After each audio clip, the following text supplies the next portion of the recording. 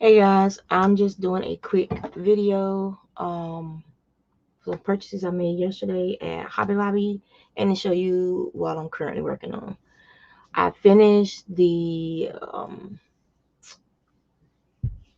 Lion Brand mandala. I think it was Lion Brand mandala. Let me check. Yeah, baby blanket and shawl, and it was the genie colorway. Is that the right one?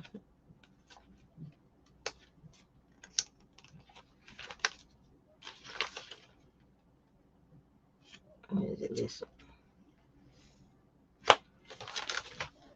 But it was three. So I used three skeins of balls of the yarn, and I used up all of it that I could. I think I only had like maybe um 16 inches of it left when I finished it. So I was real happy that I used almost all the yarn, and I've already taken it to Mona.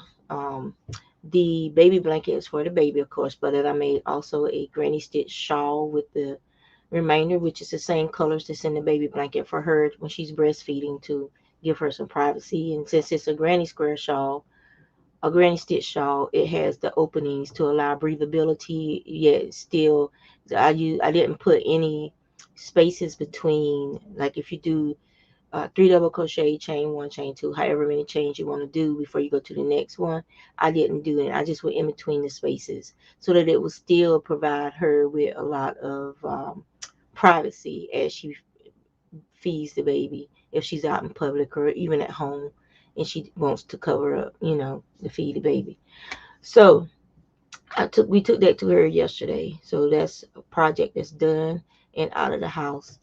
What I'm currently working on is my grandson's big boy blanket, which is good. It's Mary Matson yarn. It's really soft. Um, and so this is gonna be his big boy blanket, like I made Luna. It'll fit on a twin bed. Um, and I'm into the third ball of yarn. Um, there are, let me see. I think with Luna's I used 5 or 6 balls of the Mary Matson yarn in yellows. His This is the skein, the value yarn, but it's soft. So, and let's see, 474 yards of skein, and it's 100% acrylic. I'm pretty sure 454 yards, 8 ounces. So 4 weight.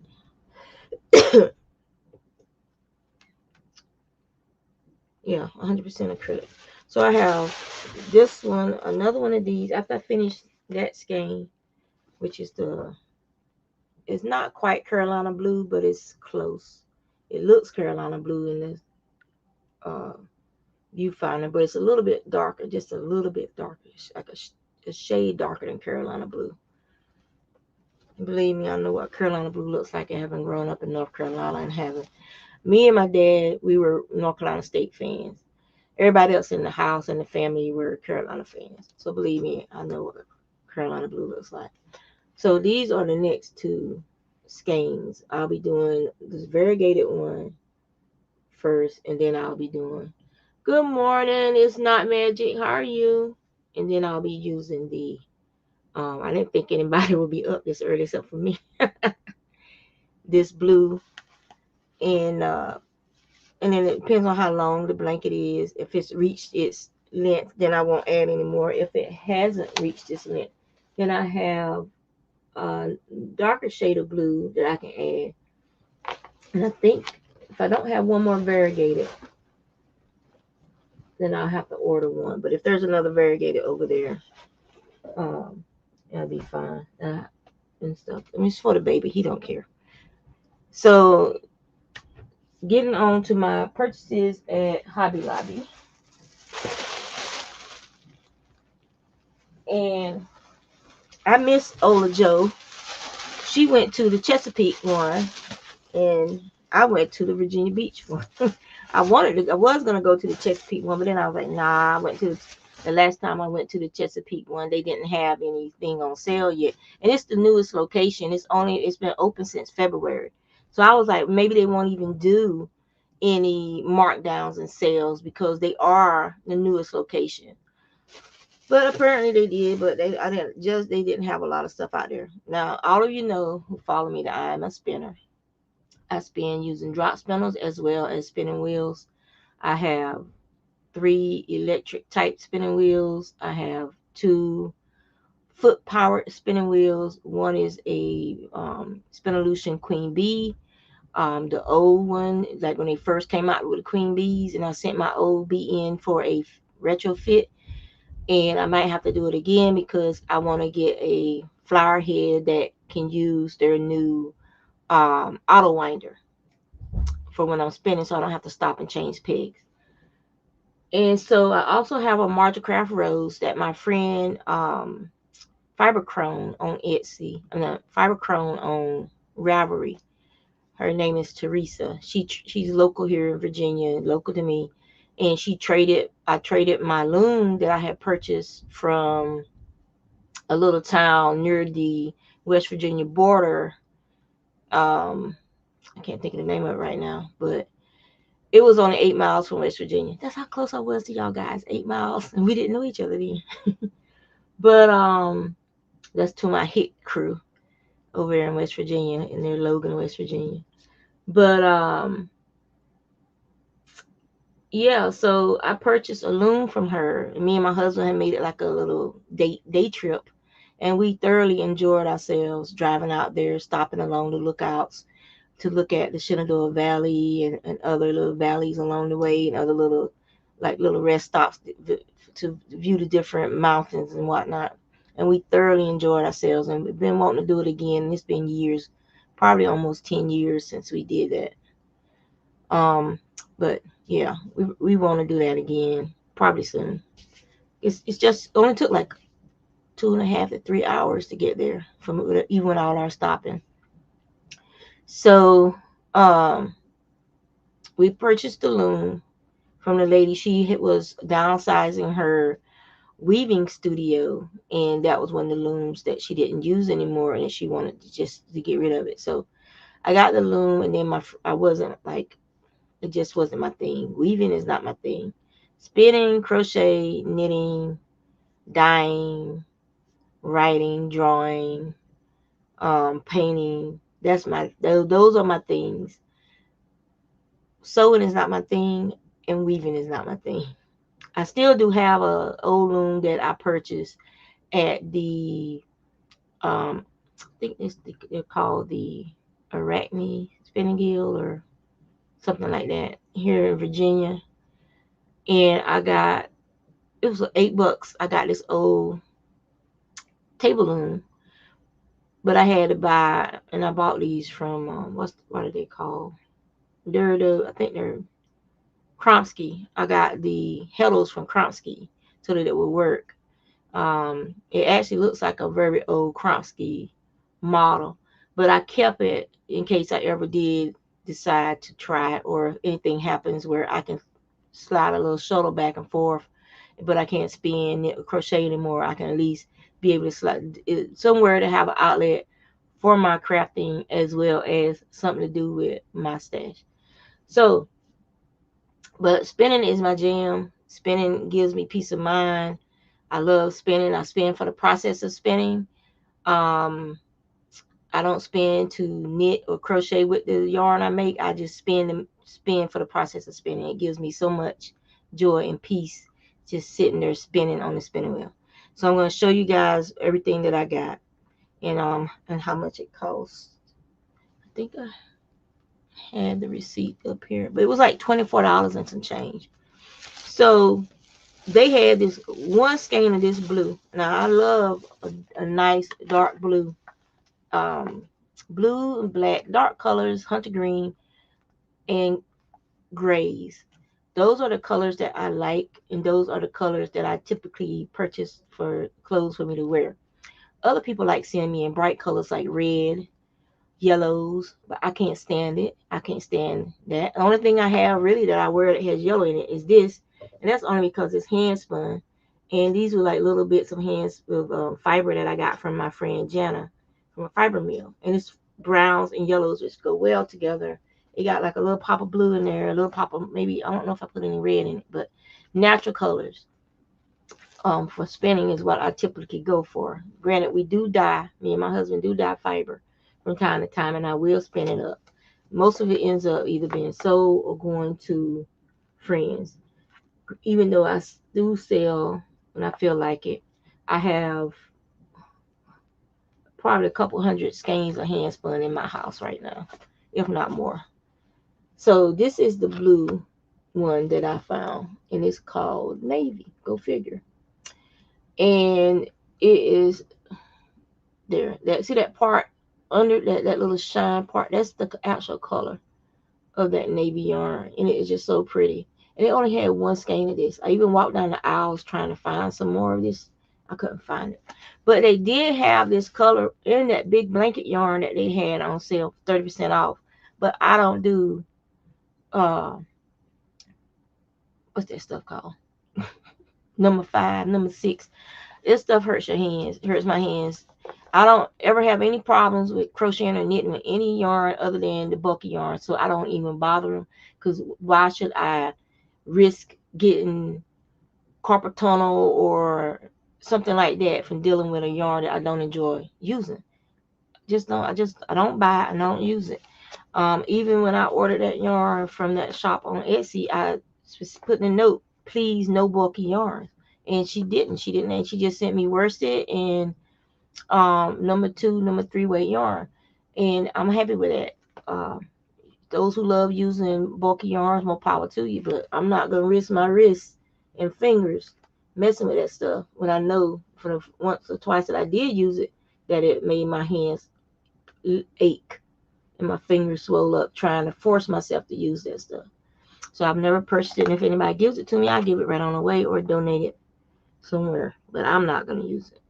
So this was $1.24, and I think this yarn was normally, it says $4.99, so I got it for $1.24.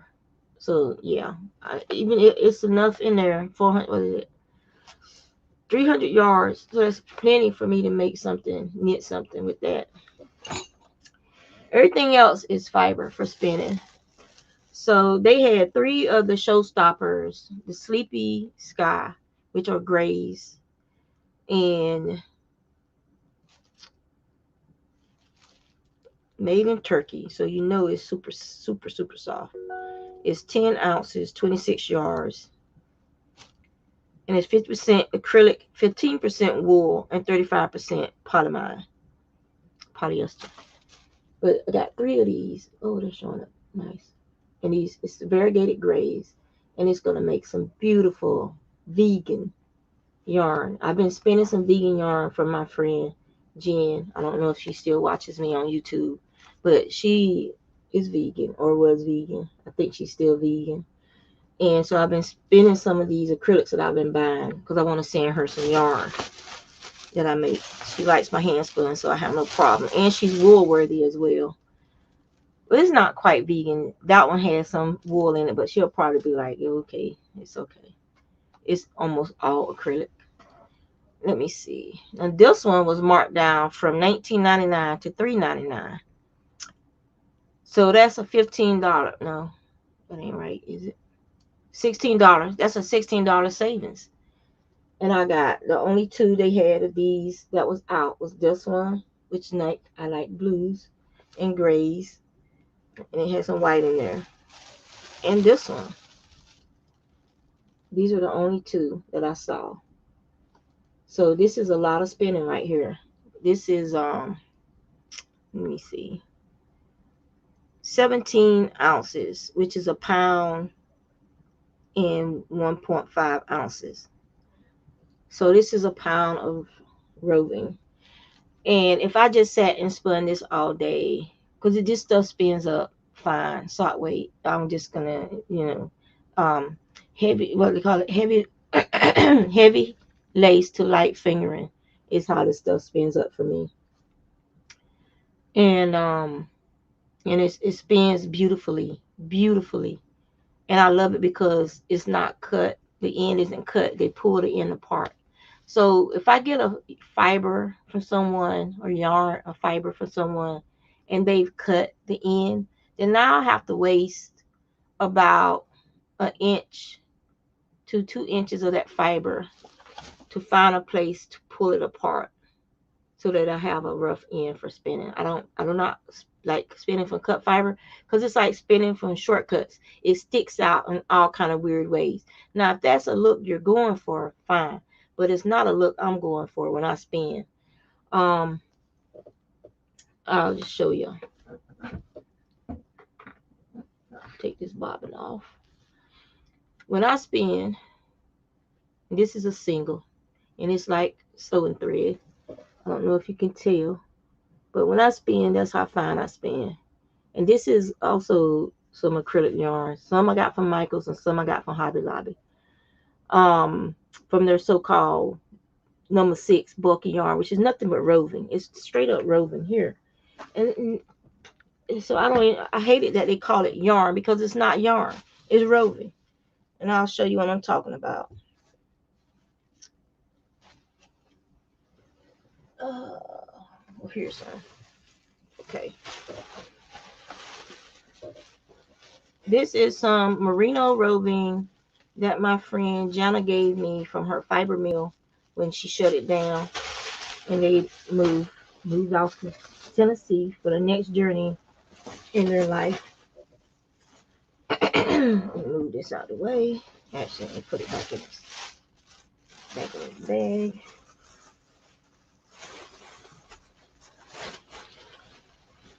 I'm trying to find the other stuff I got. I don't remember what I did with it. Oh, okay, I see it. So this is some roving that I got from her. It's merino, 100% merino, and she when she used to sell yarn and stuff. This is roving, okay, straight off from a fiber mill. That's a spinning mill. Most roving has been pen drafted together from several slivers, which came off the drum carder. It's not aligned, and it comes off, and they put them in these barrels, wind it into these barrels, and it's a sliver. So what they do to make the roving is they take several of those slivers and they pen draft them together. And pen drafting also further aligns the fiber, makes the fibers straightens those fibers up, because it's attenuating it with stretching it out and aligning it, and also joining it to the next fiber over. So you can actually separate these back out. And that's what I usually do when I get a rope. I call them ropes. When I get a one this like several of I pull them apart, and I spin from the smaller one, because it's easier to work with that way. And plus, because I'm spinning thin anyway, it makes sure that my grist, I guess is what they call it, is consistent throughout when I'm spinning. And I usually spin very evenly. That's just me. That's just my process. Other people spin what makes them happy. What makes me happy is getting the most yardage I can from my fiber, and to share that with my friends and family who are knit worthy, crochet worthy, and or sell it if someone wants to buy it. So now the other thing that I got from, if I can find it, for the swore I had it right here to share with y'all. Yeah, here it is I got the little llama bag. I passed by it the last time, but this time I was like, I'm getting it, and I got it. So I got one of the little llama bags. There was only like 3 left. So I was like, I'm glad I got it, because who knows if they'll order more. And it was $2.99. And here's my receipt.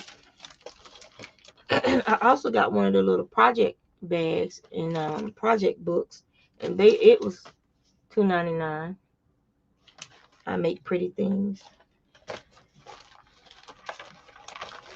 And so that was it. They had a couple of patterns that I got this little booklet, Puff Stitch Projects, and this one, which is a shawl. There's a knit and a crochet version in here of a poncho or wraps in that little booklet.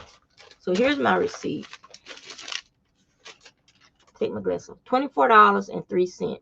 That's how much it was. So I purchased 8 items, and yeah, $24.03. And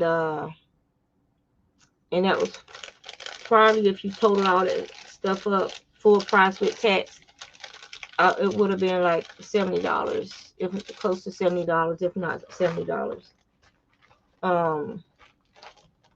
Yeah, I think we got some. Yeah, we got some candy and stuff out of there too. But we ate that. So yes, that was my Hobby Lobby haul. I had fun. Whenever me and my husband go yarn shopping, I have fun. Because we were going to go to Wegmans to go grocery shopping to get some grocery stuff. And he was like, "You want to go by Hobby Lobby?" And I was like, "Yeah." Who doesn't want to go by Hobby Lobby? And there's some people who don't. But I didn't feel like driving all the way down Independence and going to Michael's to see if they had anything on sale. I've been kind of disappointed with the Michael's sales of late, and the yarn that they've been putting out at the one in Virginia Beach. The one in Chesapeake hasn't been calling me back lately either, but Joann's calls me back. So next place I want to go to Joann's, because Joann's always has some different yarns, nice yarns, either big twists. They always have something that you don't see at Michael's and you don't see at the Hobby Lobby. The latest purchases where I've actually purchased the yarn full price has come from Joann's or Hobby Lobby. I don't even think I even bought anything last time we went to Michael's, because it was like, the same old, down their aisles, it seemed like. But I did get, because I wanted to try them, those Prim hooks with the knitting needles with the little. They remind me of some of those Portuguese knitting needles. That's what it reminded me of. It's funny because when my husband was in the Navy, he traveled all over the world, and he would send me back mugs. Even though I crocheted and stuff at the time, it never occurred to me to send him to a yarn store and send me back yarn. When our house caught fire, the kitchen, I lost all of those fancy mugs with their 24 gold plating. All of those things were completely destroyed, turned to ash. The gold melted away. That's how hot that kitchen got. All of those beautiful mugs from all over the world were gone, except one. And then the kids broke that one. So, yeah. But my yarn stash, because it's upstairs in this room and I keep the door closed and I keep the vent closed, my yarn stash was fine. There was only maybe a couple of balls of yarn that had soot on that I couldn't clean and had to get rid of, because those are the ones that the fire department touched. When they came in here, when they were looking for smoke and stuff, I was like, please don't touch my yarn. Do not pull it down. If it's going to burn, just let it burn where it's at.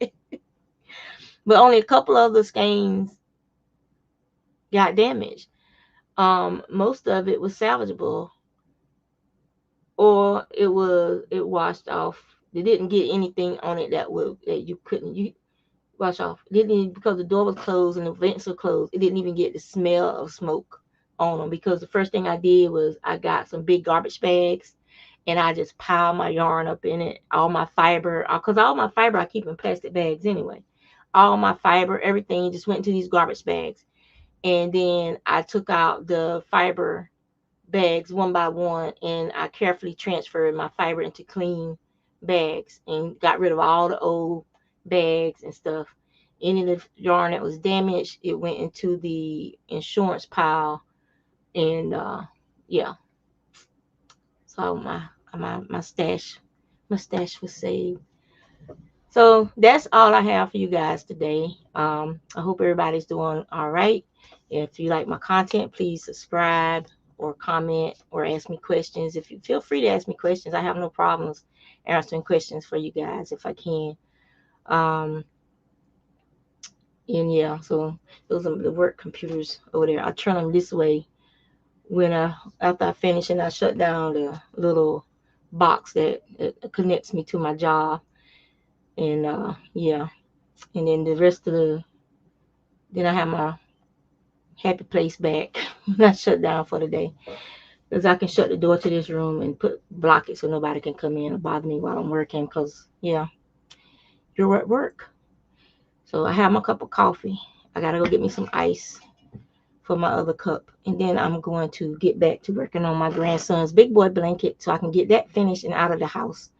And then I have I think four more blankets I want to finish. I want to finish those because they're large items and they use a lot of yarn. And as soon as I finish them, if they're not for a specific person, then they can go over into my finished pile over there, and they can be gifted or sold. If I do a fiber show, art show with my daughter, and whatnot. But yeah, it is what it is. What do you do with the money when you sell stuff? Buy more yarn and fiber. it's what they call it. It feeds the addiction feeds itself. But I can honestly say that a majority, like one, two, three, I have like 4 bins of yarn that was gifted to me. I have a box of yarn that has the lady started a graph graph pattern that was gifted to me, and um I, about 50% of my stash that I have right now was gifted to me. People gave me the yarn.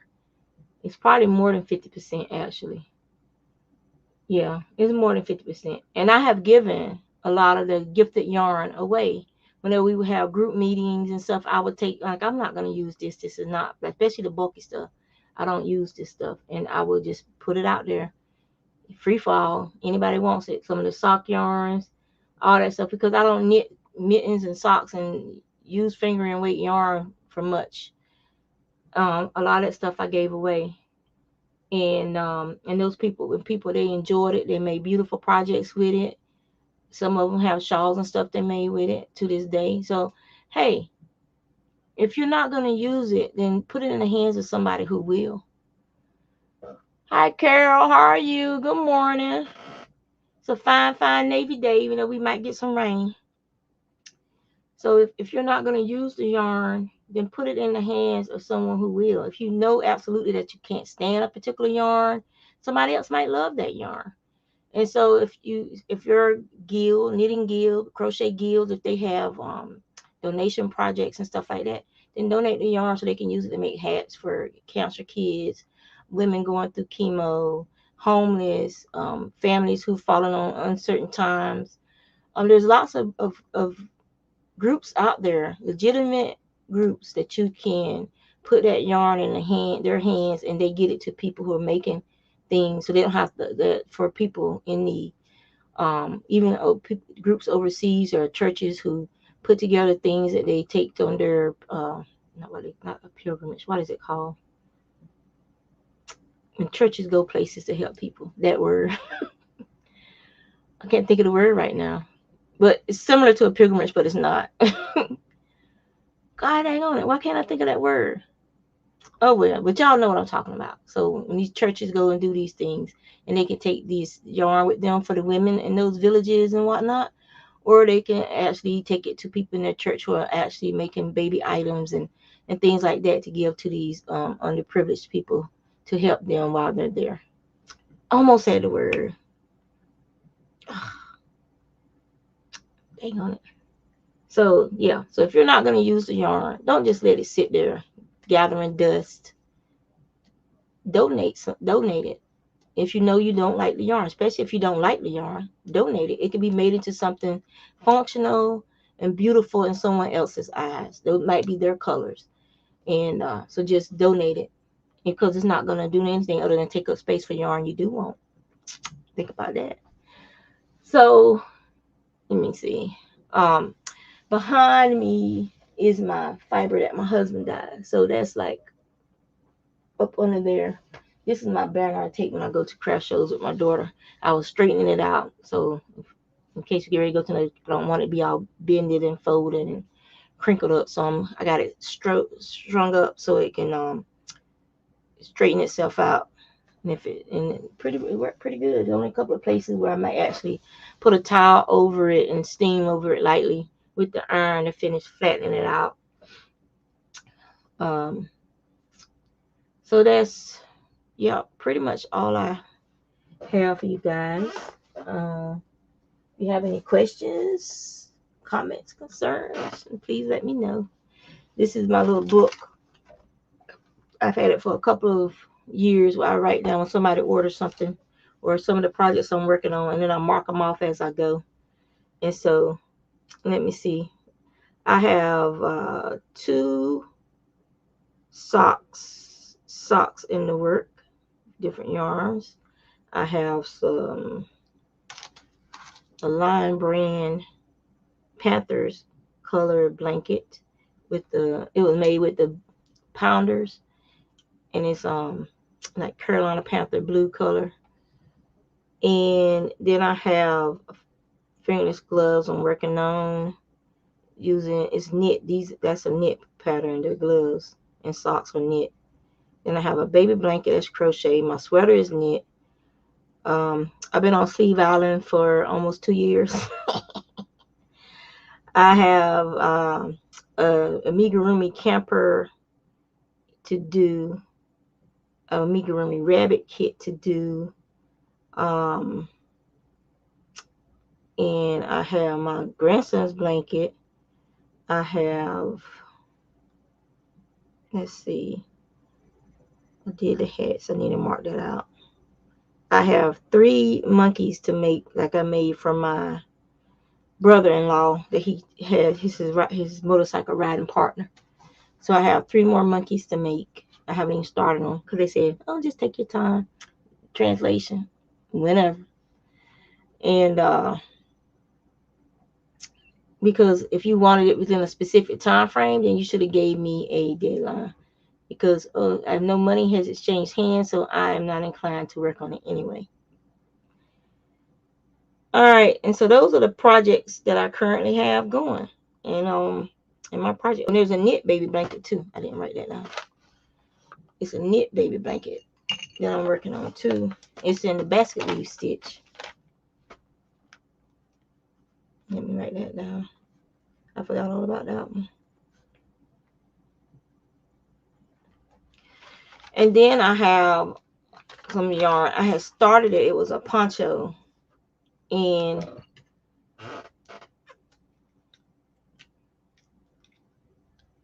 my mom saw it. And she was like, "I want one too." And I was like, "I am not going to make you one. I made you a poncho and you won't wear it. It's too pretty." That's the thing about it. People, you make them stuff and then they won't wear it. They don't, they put it in their closet and they bring it out and show it to people. "My daughter made me this and it is so pretty." And then, but they don't wear it. I don't even know what happened to the poncho. It was in her closet when I went home for her funeral. So somebody got it. So maybe they're wearing it and they enjoy it. Or my sister might have put it up. You never know. Who knows what happened to the stuff in the closet? I don't. But you do I wish I would have made her one? Not a knit one. I would have made her another crochet one because I'm not a fast knitter. That's why mine is still only has like 2 or 3 rows in it, because it's like you get bored. I get bored sometimes with stuff. I want to do stuff quickly. And so when I get a project where I actually have to sit there and think about what I'm doing and pay attention to what I'm doing, I lose interest in it. So it's still sitting in this bag, and it's a memory for me now from my mom, a good memory, because I was laughing at her when I told her, and she started laughing like, "You gonna make me one?" And then she did her little crazy laugh. And but then we lost her, you know, a few months later, but it was unexpected. And so, but I still have that memory. And so that's what I know. Yarn can be a memory for people, especially if something traumatic happened afterwards. So that's probably why I don't want to use that yarn, because it does hold a memory for me. And I keep it in this little project bag in my box behind me, and it just sits there. And anytime I'm feeling sad, which I'm making myself sad, so I need to stop, I pull it out and hug it. So, but all in all, that's all I have for you guys today. Oh, I wanted to show you this too before I go. Look at this. Little kittens with balls of yarn. Dollar store. And look what they had that matched. So this, it'll be one of my new, once I finish filling up my other project book, it'll be my new project book. And then I'll put like some needles and stuff in here. And I can put in there like my notions and stuff to carry around inside my project bag. So it was so cute. I couldn't pass up on that. That was so cute. I mean, look at that. Look at that. Little kittens. And this little kitten, you can look at him. He has his claws into that ball of yarn that he's on. He's got his claws dug into that yarn. So I know they had fun trying to get that off of him after that photo shoot. So I'm gonna let you guys go. It was good to see y'all. What? My vision is a little jacked up today. Missionaries. That's the word. Yes, missionaries. Thank you, thank you, thank you.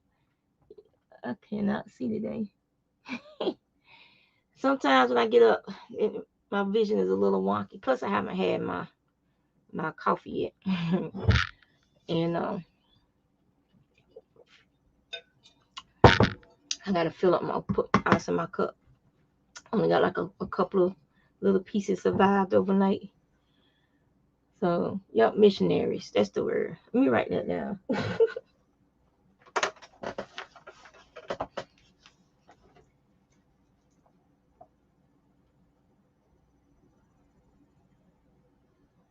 Missionaries. There we go. So, yeah. So, there are missionary churches, Red Cross, all kind of places where you can donate yarn. That they have groups that actually make items for them for displaced peoples and whatnot. So yeah, I look a little pale today. I need to get some more sun. I'm losing my tan. So what you been up to, Pearl? What kind of stuff have you been up to? You and It's Not Magic. I love ice water. Where I grew up, my grandma, she had a deep well. And that water, when it would come up out that well, would be so cold. It would actually have frost on the glass. It was so cold and sweet. It was because it wasn't filtered. The water had like a sweet taste to it from the mineral content that was in there. And the Gen Ivy top. I haven't started yet because I don't know how thick I want it to be. If I want it to be for the fall and winter, if I want it to be more of a lightweight top. And I also thought about doing it in hand spun. That way I could force myself to use some of my hand spun.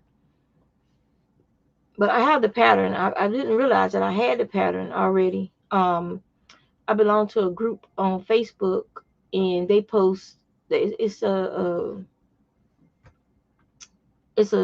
group on Ravelry for free patterns and whatnot. And that top was in that group, and I had already downloaded. Because then when I saw people post, I was like, wait a minute, I have that pattern already. So yeah.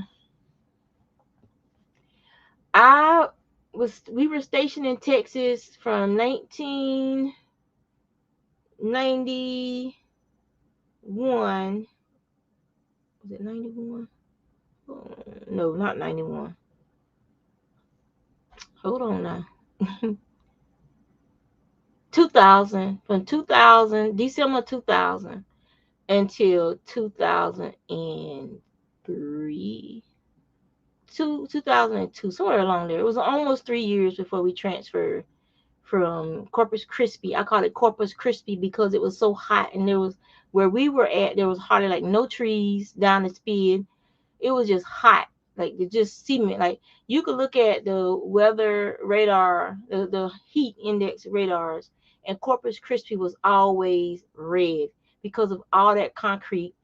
Almost hardly. The only places that had big trees were like the most oldest areas that was settled, and everything else that was new was like baking in the sun.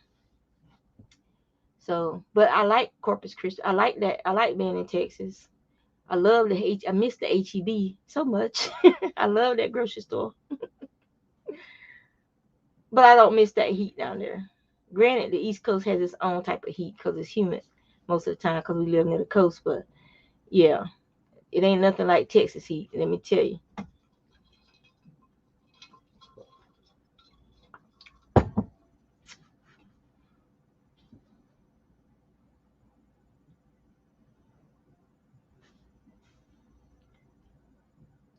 Yep.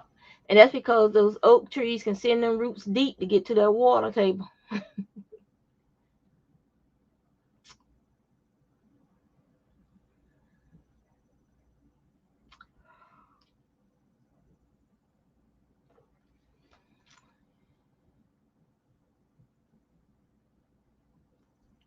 So, what project you working on? The Jen Ivy top? Do you have like a breather project? But that top look like it might go fast though. It's like a simple pattern. It looks like it reminds me of this baby blanket, baby not baby blanket, but this baby top.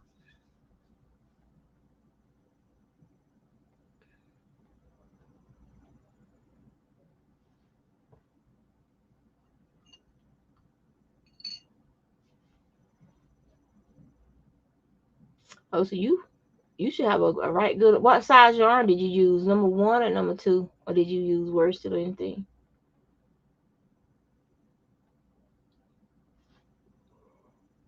Well, sorry about yawning.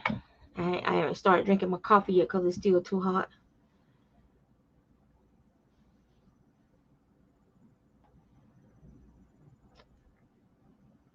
Ah,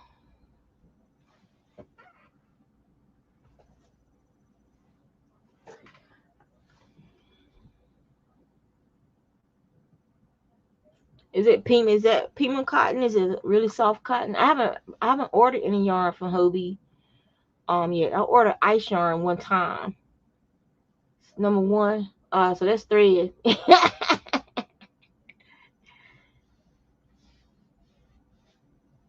Yes, less lace weight.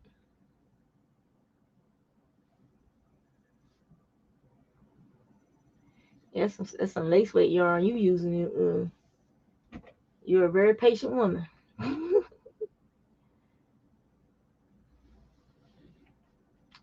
Well, I'm glad I could help you start your morning off.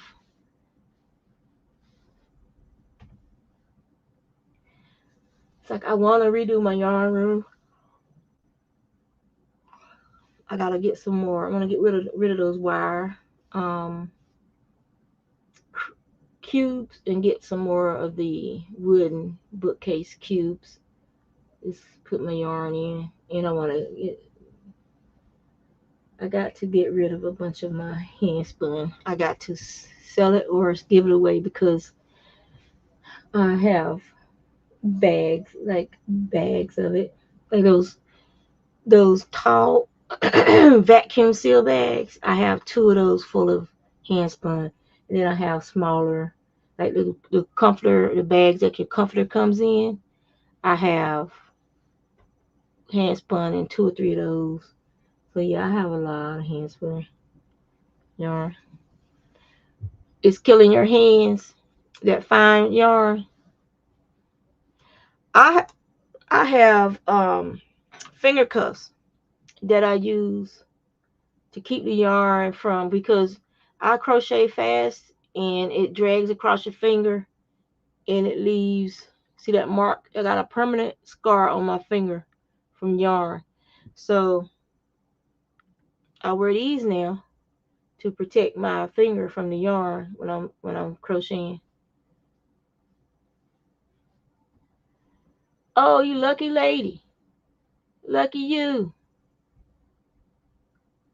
You got somebody coming over to help you get organized. My daughter's friends need to come over and help her get organized.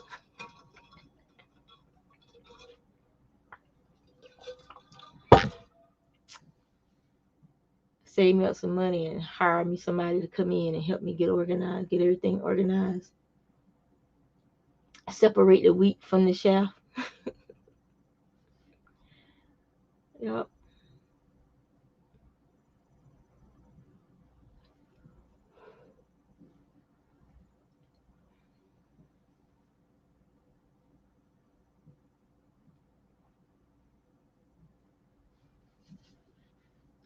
But seriously though, once you get organized, you find yarns that just you do not speak to you anymore, or that you're not gonna use.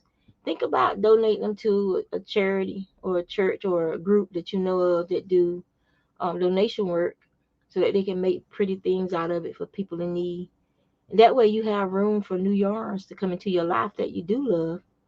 Or if you have a yarn that you love, that absolutely love, and you get rid of this yarn you don't like and you buy the yarn you want, that you do like, that you do use, that you know you're going to use, and you put it in that spot that that yarn is taking up, your closet is bursting. Let me see if I can get this thing to move. Because I've been pigeonholed in my craft room. I was supposed to be spread going downstairs and moving my stuff downstairs. And then my daughter and her husband moved in 3 years ago and had a baby, and they're all still here. So I'm stuck in my room. And yeah, so this is one of the corners that have fiber and books in the cubes. And I can't get it to, well, there it goes. There's my yarn rack. Some more yarn, hand spun. Then that's the rack. It's 1, 2, 3. 1, 2, 3. Yeah, it's 4 cubes over. And the fourth cubes hold fiber. And then under my desk is fiber, the fiber that I'm spinning. And what I do is, if I have a big bag of fiber from having it processed, I'll take and put some in like these bread bags. I have these bread bags, and I'll take and put some of the fiber out of the big bag in the bread bag and label it, and I put it under my desk so that I can use some of it. And but right now what I'm spinning is some Yarn Bee acrylic showstopper in the Rainbow Riot colorway. And it is 35% polyamide and 65% acrylic. So this one don't have any wool in it. But this is what I'm spinning right now. Vegan. Go to vegan yarn.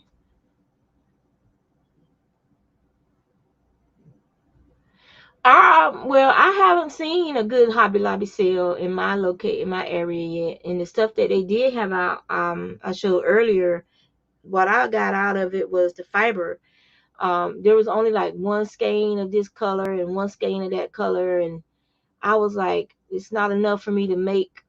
Like, when I would look at the skein and see the colors, I said, oh, I can make something for my grandbaby with this, because I want to make her like a little jacket for the fall and winter. But it was only one skein, and that wasn't enough to make. It didn't have enough yardage to even make the little jacket that I wanted to make for her. And so I just put it back. I'm like, I'm not gonna buy it because it's just gonna sit there in the way. And so I didn't even buy. About what I call fiber. Other people might call it yarn. If people call this yarn, this is not yarn. This is fiber. This is straight up fiber. The way we spin it, it's straight up fiber. It's not yarn. And I tell people that all the time. No, that's spinning fiber. That's what they take to the mill to make yarn from.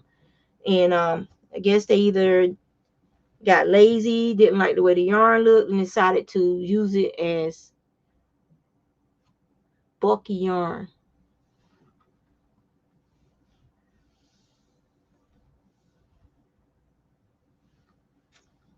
7.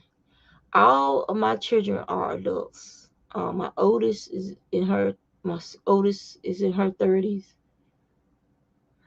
They are both of them in their 30s now. Yeah, both of the oldest two are in their 30s now. And then I have like a 26-year-old and a 23-year-old. And the second oldest, she's the only one that's living out there on her own. And the oldest, they have moved back home twice.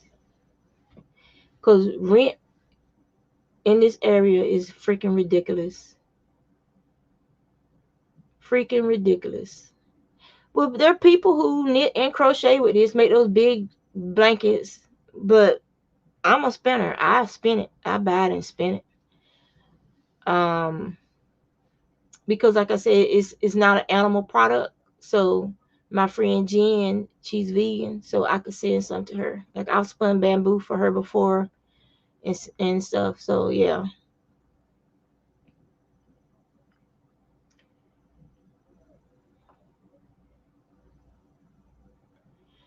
I don't know. I don't know, Carol. I don't know. If the world wasn't so greedy, none of our kids would be living at home. All of them would be out and about. Like when we were growing up, when we were in our youth, you left the nest, you could afford to leave the nest because you could find some place that you could afford. Even places that we wouldn't even have, they put up in $200-300 a month for these kids. Or they would have got together, like two or three of them would have got together and rented a place, but it would have been within their price range. If one of them moved out, the other two would still be able to afford it. You know what I'm saying? They can't do that now. The prices is ridiculous. A 2-bedroom, 1 bath, and the kitchen dining room is kind of the same area, going for over $1,500-$1,600 a month. That's ridiculous. And they aren't even in really good neighborhoods. You see what I'm saying? So you got these kids risking their lives to have somewhere to live, and it's not even a good neighborhood.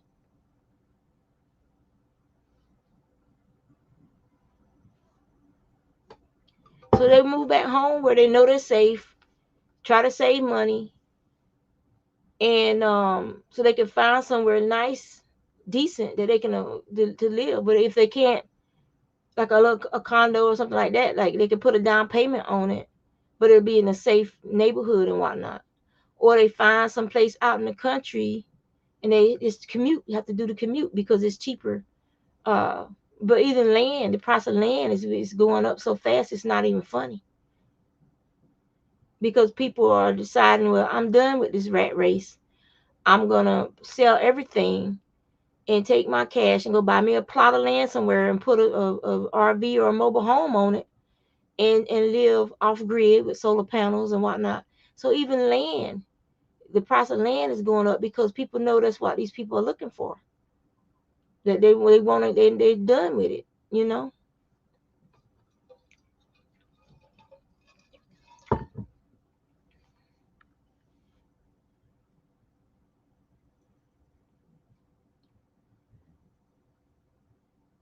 Because you think about it, like back home, they have less than an acre selling for 5 and 6 thousand. Less than an acre, when you used to be able to buy that for a couple $100. Maybe $600, $700, but it's selling for five. The same less than an acre is selling for $5 and 6 thousand back home in North Carolina where I'm from.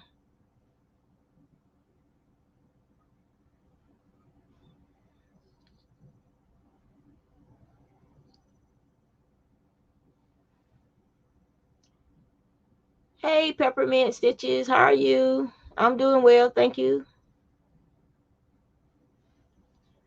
I was just doing a haul video and I'm still here.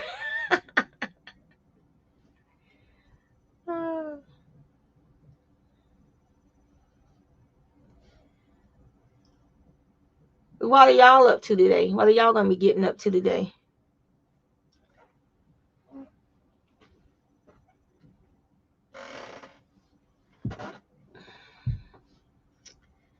Where did I drop my hook at?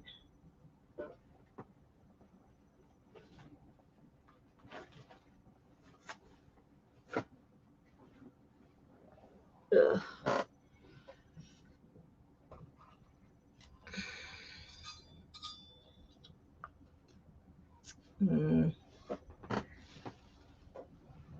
Well, there it is.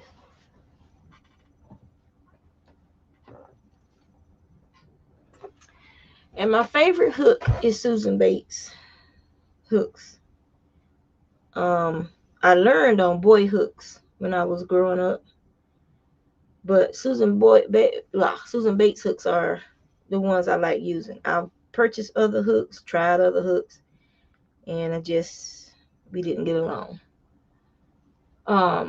Now I will use these hooks when I'm doing amigurumis and stuff because these work very well. I have big hands, and so my hooks have to be the long ones. I do not like those short hooks. So I do not like those clover hooks, the ones with the little, the ones I bought and tried, I gave away because I could not stand them. But I like Susan Bates hooks because they're long. They don't dig into my palm. My name is Juanita. She spins, aka Juanita.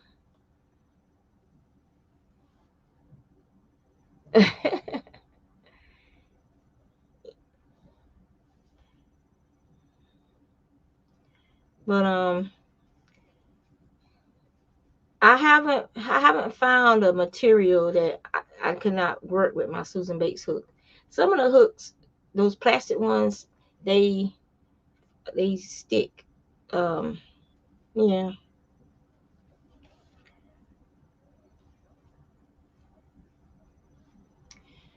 I haven't tried a furrows hook yet. But I don't know. I have a hand carved hook from Jim's Turnstiles.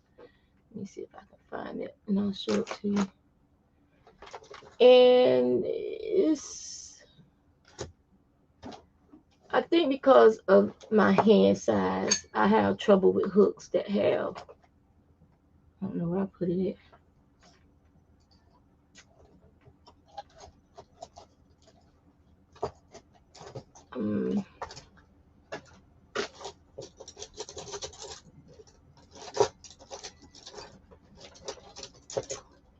But it was a hand turn hook from this guy I buy my drop spindles from. Like here's one of the drop spindles I got from him. And it's hand turn. And he does hooks and stuff because his wife, she's a knitter and a crocheter. So that's how he got into the business of making drop spindles when she became a spinner. And but I haven't purchased one yet. I'm probably gonna do it in the future just to see if I like it. And so I'll go through Ola Joe's affiliate link when I do decide to purchase one.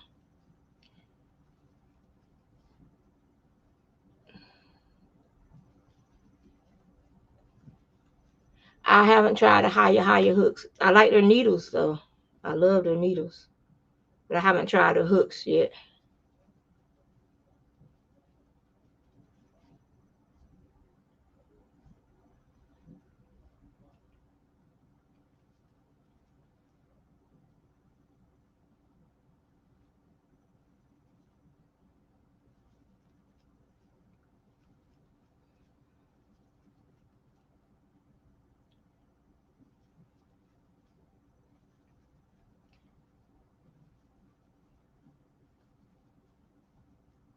The Furls Odysseys. Are those the metal ones or those acrylic ones?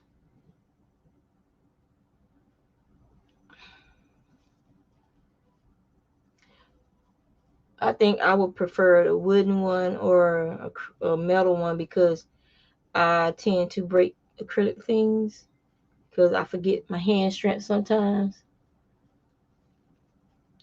Those Zypher needles that Nitpicks had years ago, and they stopped making them because the thinner ones were bendy and they would break. The threes and twos and ones were always breaking. I still have my Zypher set though because I love knitting with them because they were just really nice. The metal ones. Yeah, if I do buy one, it'll be the metal ones or a wooden one because those I wouldn't have to worry about breaking. And I will probably get a H hook to I use H and J hooks and the G6, G7s. I learned on a G6. Um, they used to have a store down in Jacksonville when I was stationed down there, and it was called the Old America Store. And this was yarn. It had like a large craft section. It was like Hobby Lobby. Before there was ever a Hobby Lobby, there was the Old America stores, and so that's where I would get my yarn from. That's where I would get my hooks from. And because I was stationed down at Camp Lejeune. Um, Before that, I was just like wherever I was stationed at, I would stumble upon some yarn in like one of the regular stores, like Walmart or um, Roses. What was the other place we used to go? Big Lots. I would get yarn from those places because it would be like, just there, an afterthought. Um, so I didn't do a lot of yarn work in my teens and 20s simply because it wasn't available in my local home, in my hometown before I left to go into the military. And even when I was in the military, one of the first projects, is it in here? No, I think it's out front. It's out in my room. One of the first projects that I did after getting out of the Navy was I made my son's baby blanket, and I made blankets for my daughters. I don't even know if they still have them. And I still have my son's baby blanket. I was working on that, and I was trying to finish it because I thought for sure that I was in labor, and we had gone to the commissary, and so I was trying to finish it before he was born.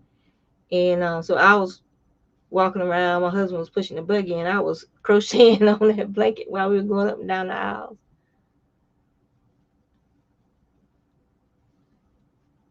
Thank you. No, the selfish reasons for going into the military. I wanted to get money for my education, so GI Bill was the option I had coming from where I grew up in North Carolina. Only had like a few scholarships, and I burned those before, and they weren't good scholarships. Um, and so I used those at the local community colleges before I even left to go to boot camp because I didn't have the guidance of the guidance counselor. It was funny how they picked and chose who they wanted to help back then. And my parents weren't that knowledgeable about scholarships and stuff like that. And so I went into the military.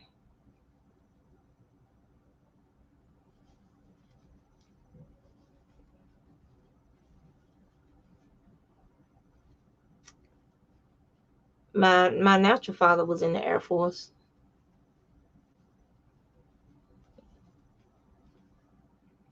and I had a cousin that joined the Air Force. Most of us was Army. I was the only Navy that I know of.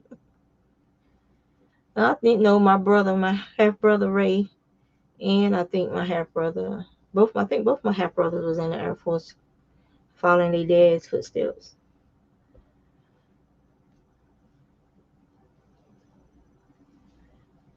Yep.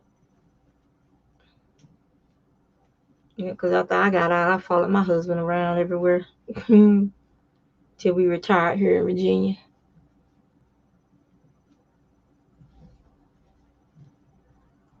Yeah, people don't understand how lonely it can be being a military spouse. You're away from your family. You don't have any support system.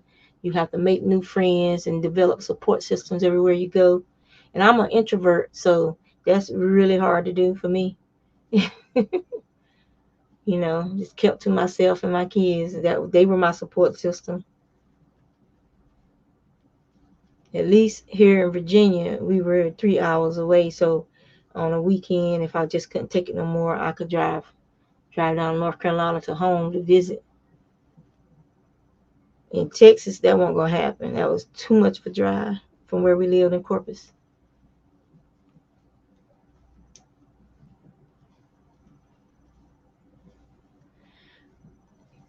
I went to cosmetology school when I got out of the Navy, and I realized I didn't like people that much. That they don't listen to you about their hair. They're gonna do what they want to do and ruin their hair. So I was like, I'm tired. Same thing with web design. People don't want to listen to you. I got my degree is in web design and internet technology, and people don't want to listen to you. And so I realized I just don't like dealing with people who don't listen. Um, yeah. So I'm like, I have to find a job where I could just keep to myself, not have to really deal with people that much. I'm working on my grandson's big boy blankie with Mary Maxim yarns and different shades of blue.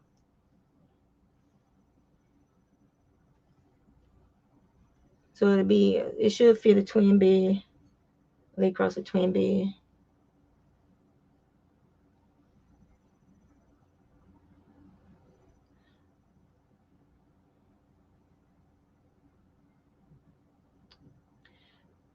Most of the time when you tell them how much something costs, they look at you like you crazy and they don't want it then. But they'll go to the store and they'll pay 3 times the amount for something that was made on a machine. But they don't want to pay you that same amount of money for something that you sitting there using your time, your knowledge, and your energy to make specifically for them. And it's cheaper than the item that they saw in the store. But they don't want to pay you what you are worth to make it for them.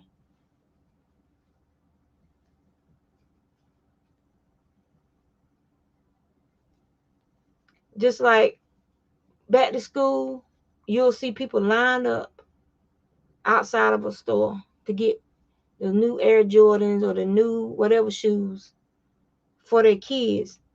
These are poor people. You line up outside somebody's store and you about to go in there and spend $200 or $300 for one pair of shoes. One pair of shoes. And then your child do without things they need, paper for school, pencils. All the teachers are providing a lot of this stuff for these kids. But you spent all your budget on one pair of shoes. I never understood that. And just like I don't understand why would you buy some dang $60 shoes for a baby that in a day, 2 days, a week is growed out of it. You just spent $60 for something that child won't keep on their foot for a month. Who does that and why? Ignorant people do it. It's my money. Well, you do what you want to with your money, but that's foolishness. Foolishness.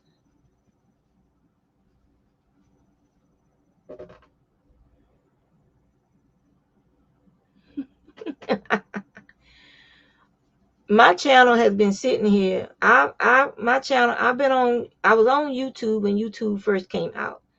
But I didn't do nothing with it. I was just a member. And then throughout the moving and computers dying and stuff, I lost my password to my original YouTube channel. And so I've been on here since 2006 on this account. Um, I don't even remember what I named my first account, but it had something to do with me my drawing and writing and stuff, my first YouTube account. And I know when Google bought out YouTube, you had to change your username, your password and stuff. And I couldn't remember it to save my life. And I couldn't find nothing that was wrote down on. So I had to start this one in 2006. So I really haven't done that much with it other than from time to time posting videos of my gardening, of what I'm drawing, what I'm crocheting and knitting. I really don't, you know, I really don't use it for that, for as much as I can, especially with my technical background. I should be doing more, but it's like I work full time. My granddaughter say all the time, my gardening. So like I always tell people, what you see is what you get. I don't edit. What you see is what you get. If I get melancholy thinking about my mom or talking about my mom and I start crying, that's my release. That's my grief coming out. People talk about how everything's gonna be better and this, that, and the other, but when you lose your mother, you lose your mother. You just have days and times where you miss her.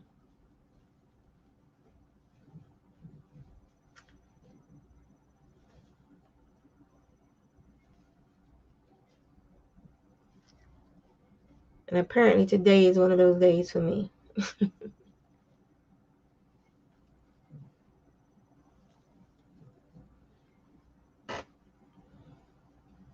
But yeah, once I finish his blanket, because Luna saw it.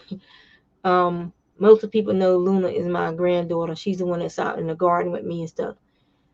But I think she's gonna be the one who inherits my yarns because she's actually interested in the spinning. Once she gets a little older and better coordinated, I want to teach her how to spin. And but every time I start making a blanket, she'll say, "That's my blanket." I'm like, "No, that's not your blanket." And so we end up arguing, and then she'll have one of her little tantrums. She'll fall out and fall out. It's my blanket. And I tell her, well, you have a big girl. I don't want it. Well, I already made you. I don't want it. I want that one. And I was like, girl, you better go somewhere. I made her a real pretty, variegated. It's like different shades of yellow. That was her big girl blanket. And it was mostly made with the big twists. Some red heart that I had and some Hobby Lobby yellows that I had. And I had so much fun making that blanket for her. And I took a picture of her holding that blanket. And she said, I don't want it. I want that one. I was like, no, this is for your cousin. Cousin doesn't want it. I said, how do you know? He's not here. He's at his house. uh, they are so funny. The grandkids, I tell you. Oh, hold on. Let me see if I can get my vision to focus. Wipe away my little melancholiness where I was thinking about my mama. So, yes. Okay. See if I can read it now. I wish they would have made it so that you can adjust the size of the text on the screens. I wonder if you can pop it out. I guess not.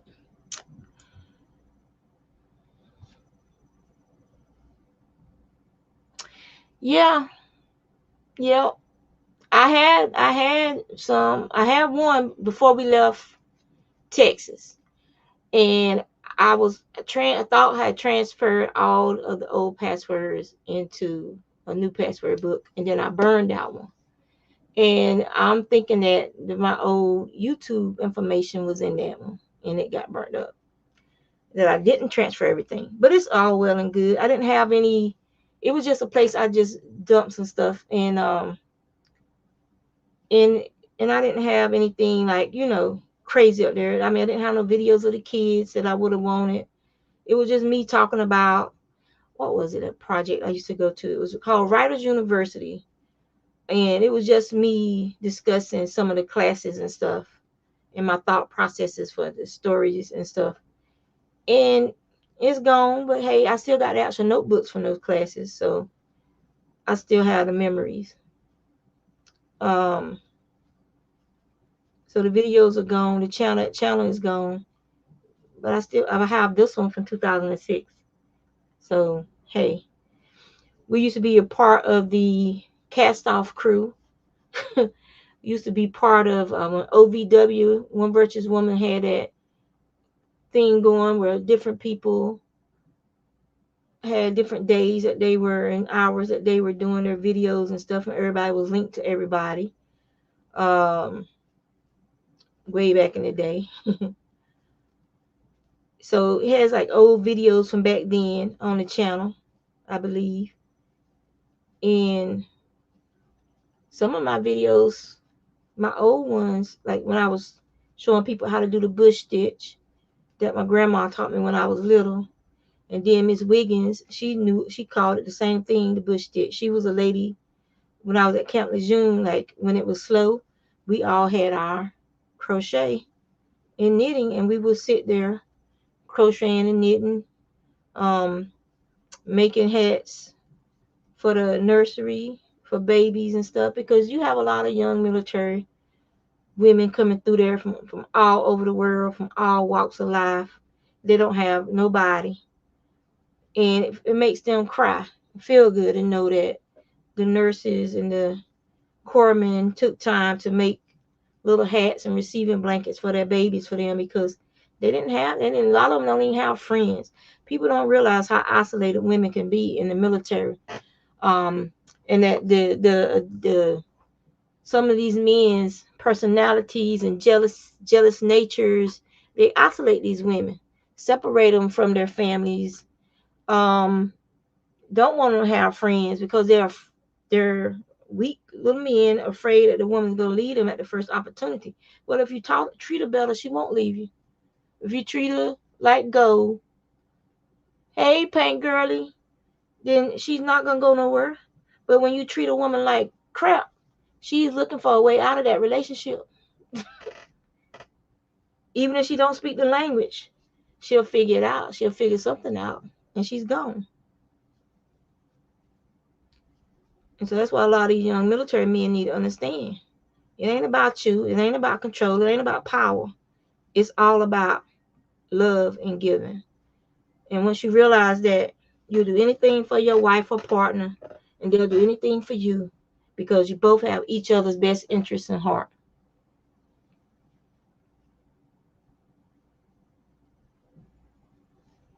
How many you getting done, Carol?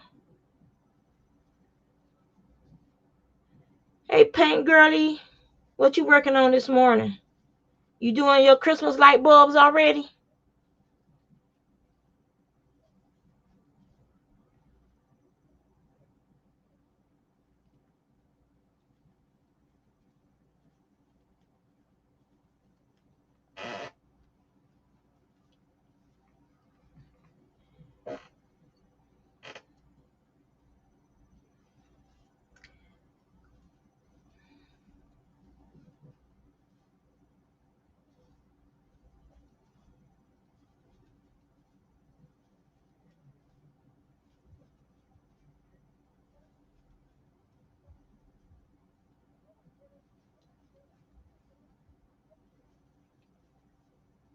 Oh, okay.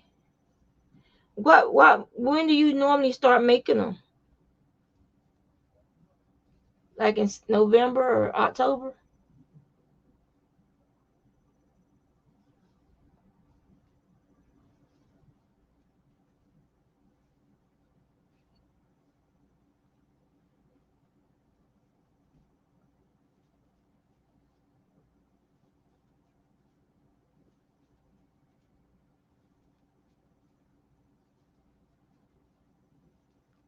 She's um she's from the Dee Dee Willingham Fangirl Club. And Dee Dee's a mixed media artist.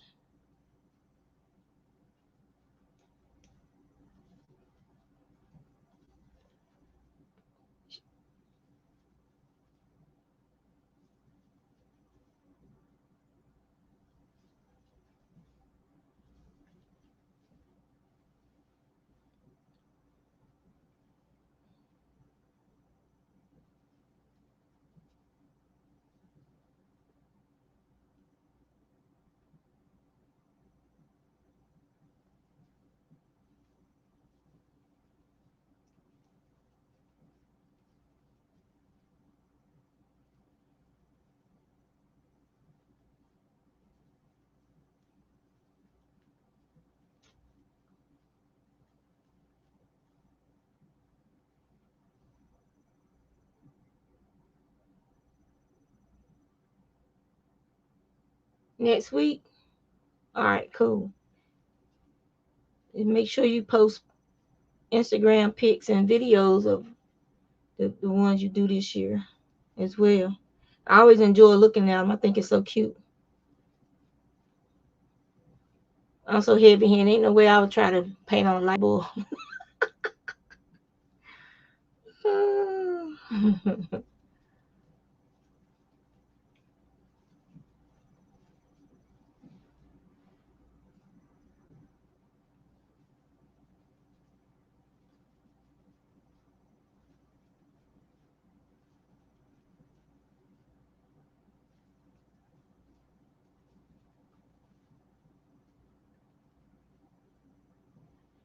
You wish you knew how to spin?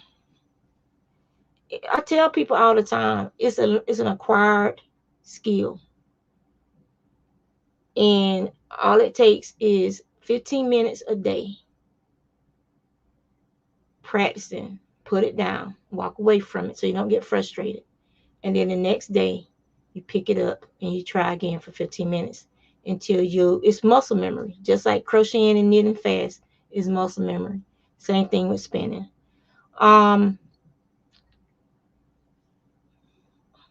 me see how long ago it was real quick. I need to write it down just so I can have it for reference. Let me go to Etsy real quick.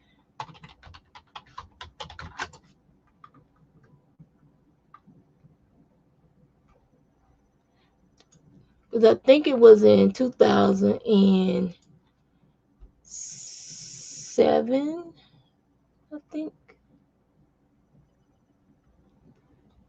And I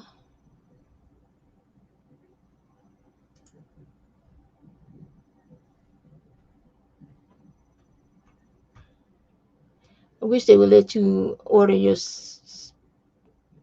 purchases from the oldest to the oldest to the newest.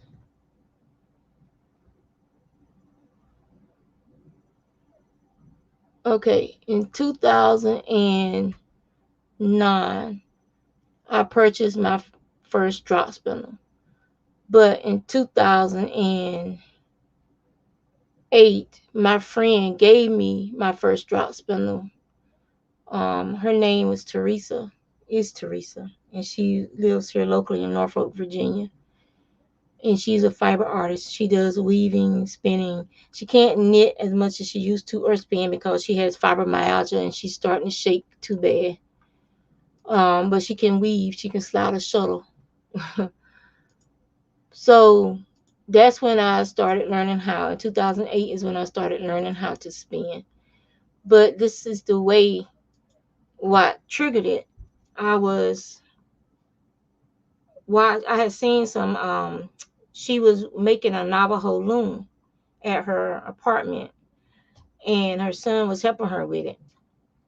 And so I started looking up Navajo weaving, Navajo Indians, and then I stumbled across a video on YouTube that was, I think her name is Clara something, a specific Navajo weaver. And she was spinning on one of their long spindles. It's like a support spindle, but it's like on a long stick. And she was spinning on it. And while I'm watching her, I hear, "That's for you." This man's voice said, "That's for you."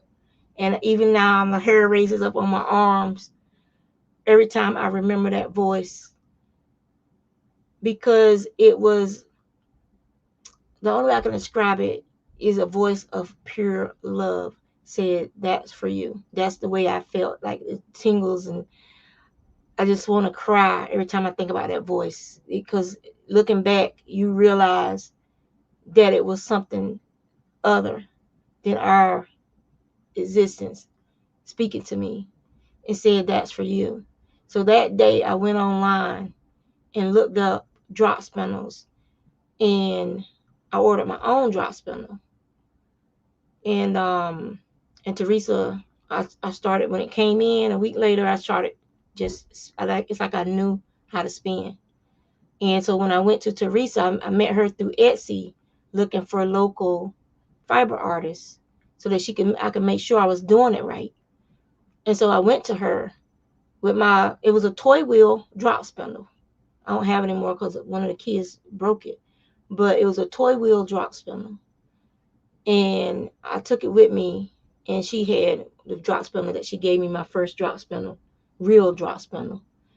And so I was showing her I was spinning on it, and she said, "Well, what do you need me for? You're doing it fine." At the time, there was no videos on YouTube. I couldn't find no videos on YouTube to teach me how to spin. And like people who did try to put them up there, you couldn't see what their hands were doing. And I didn't have that long drop spindle that Clara was using, so I didn't know if I was doing it right. And she told me, she said, "You did this in another lifetime." She said, "I'm telling you this because there's no way you should be able to spin that fine on that toy wheel drop spindle after having it for only 3 days." So that's how I started spinning. And so it's been since 2008, 2009, somewhere in that year. I don't pay attention to the dates because it's not something I used to do, but I do now. So I need to write it down because that's at least I know when I bought that toy wheel, and I knew I met her before then. But that's why I started spinning, and it brought me peace. It made me happy. It calmed me, kept me calm. It gave my mind, it gives my mind permission to go blank, basically. I just tune out everything when I'm spinning, when I get into it. And it's just emptiness, an emptying. And that's what I needed at that time in my life because of different things that was going on in my life that had my mind going a mile a minute. Where do I get the fiber from? Um, my local source used to be my friend. That's how I met my friend Jana, through fiber. She had a small fiber mill out in Surrey County in Virginia. And so we used to go out there, and I would get alpaca and wool and stuff from her, and she would give me stuff like if it got caught up in the machinery, it would like be like these little circles of fiber that when I got caught up in the machine, and she would give that stuff to me, and then you're spinning it from the fold, and so I would spin that too. And then I started going to fiber festivals and buying fleeces and processing fleeces and getting the equipment to process the fleeces, and it just snowballed from there. Now I don't do a lot of fleeces. I buy smaller portions of fleeces to process because I like spinning from the locks. So I'll buy fiber that's has good lock definition, and I'll pull the locks free, and I'll spin the locks, and then I wash the fiber and whatnot, wash the yarn after it's already made. It's called spinning in the grease, and I really enjoy that process. I also buy already processed slivers off the drum carders or roving, however you want to call it, from Homestead Wool and Gift Farm. They have a sheep, a wool, basically it's a wool sanctuary. It's called Sanctuary Wool now, where they have alpaca, llama, sheep of various different ones that have come from other farms where they're too old, they can't breed them anymore, or they got injured, or they're born different, with special needs, and they get these animals, and they on their farm they give them a place for their forever home where they won't have to ever worry about going to a butcher, being butchered. These animals are, they take care of them, and then they shear them, and they process the wool, they sell the wool, and then the money they earn from that helps that farm stay in operation. And you can also make donations to their farm. But her farm and my friend Katie, she's in Ohio, and she also has a small breeding flock that she's putting together, that she's crossbreeding. She's trying to get her own um, little flock, but she also sells some of her fiber and some of her wool, and I'll try and purchase some from her every year. So that's where my current fiber comes from. I have older fiber that I've purchased at fiber festivals where I purchased the blankets, and I sent the blankets off to be processed at the mills, whether it was Jana's mill or EcoView Fiber Mill is the last mill I used. And that was after Jana and her family sold their mill equipment, and then they moved. So I use EchoView, who has recently decided that they're going to hang up their business and they're going out and they're selling off everything. And so yeah, that's how I get my fiber. Um, as well as from Hobby Lobby and Michael's, I buy this bulky fiber. That's all it is. It's spinning fiber. Cone top. That's what we call it when it's in this form. And I buy it from them and I spin it. And this one is 100% acrylic polyamide. Well, it's polyester and acrylic.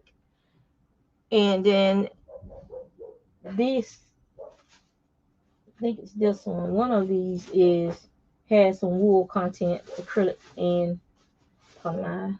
Get this one. Yeah. So this one is from Hobby Lobby. They're Yarn Bee. It was on sale.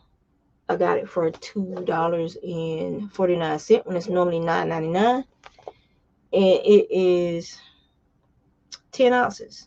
So that's a good amount of fiber. And so I get this for them to spend for my friends who don't want to use wool or who don't want to use animal fiber. I use the acrylic. It's like a vegan fiber for me. Even though people, when you think about how acrylic yarn is made and the waste product sometimes from acrylic yarn, it's about as acrylic is a byproduct of the oil industry. And so you think about how much damage the oil industry does to the environment. But acrylic yarn is made from that.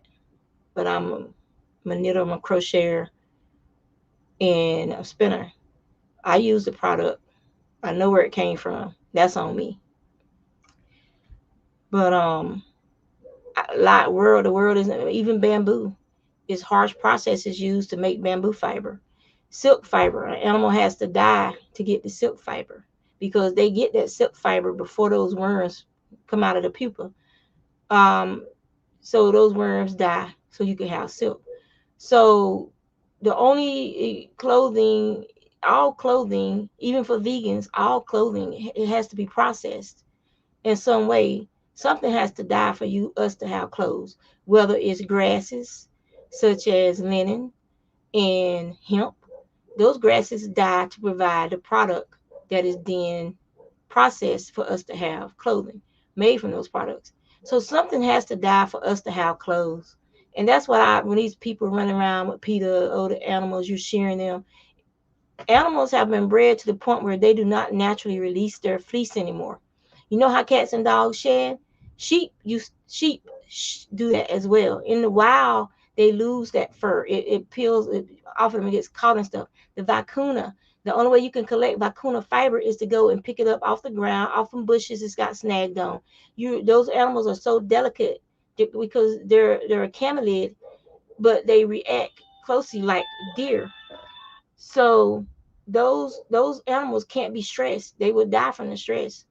And so the only way that their fiber is allowed to be collected is by picking it up or pulling it off of a bush it got caught on, or even recovering it from a dead animal.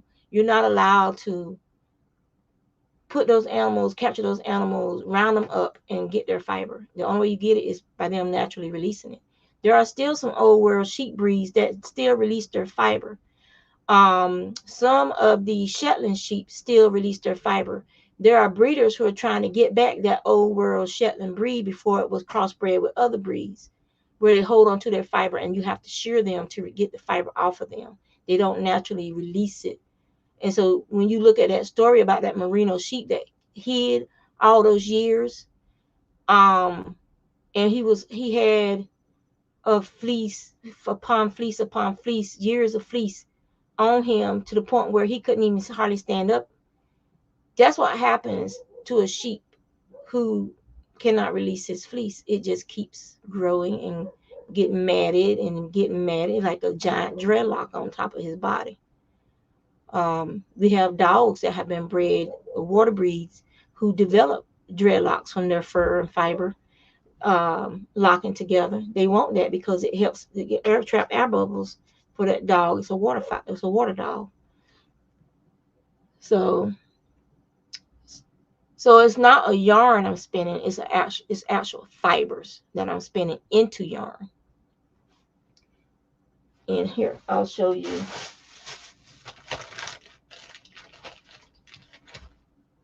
A couple. All right. So this is wool that I spun. It's a wool fiber that was dyed by someone else. And once it's washed, it would be, I don't know if you see my finger. It will be it will puff out some bloom, and it will be a finger and weight yarn. And I think, is this the Azula? I have to see, look at the tag.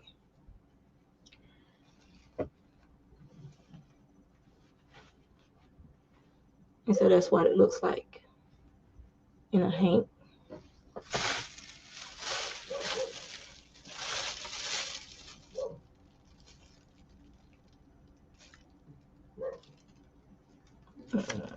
That ain't the right colorway, but it's like a marigold. That one. And so this one is some yarn fiber that my friend Barbara gave me. She's from Pennsylvania, that she had in her stash.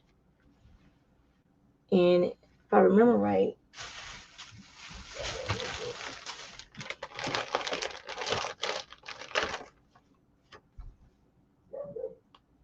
it is Shetland with silk.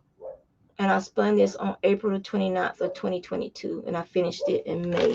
And it is a 3-ply. And there's 2 skeins of it. Because she sent me 2 braids. We did like a swap. I sent her some hand spun and she sent me some fiber. But it's just a process. It's for me. Hey Beth, how are you?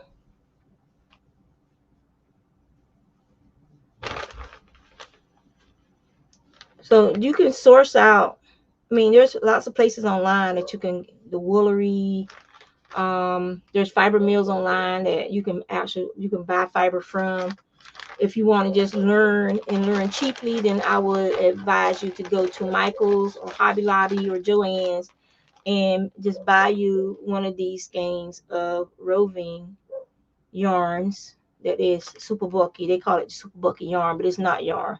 This is fiber. This is straight up spinning fiber that they chose not to spin it. And instead they chose to sell it as a bulky yarn. There is no twist in that roving. Yarn typically has twist in it to hold the strands together. There is no twist in there at all. That's why if you try to wash it, it's going to be coming out all over the place because there's no twist in it.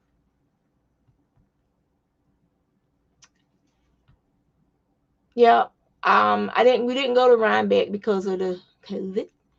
The last time we went was the October before the COVID started.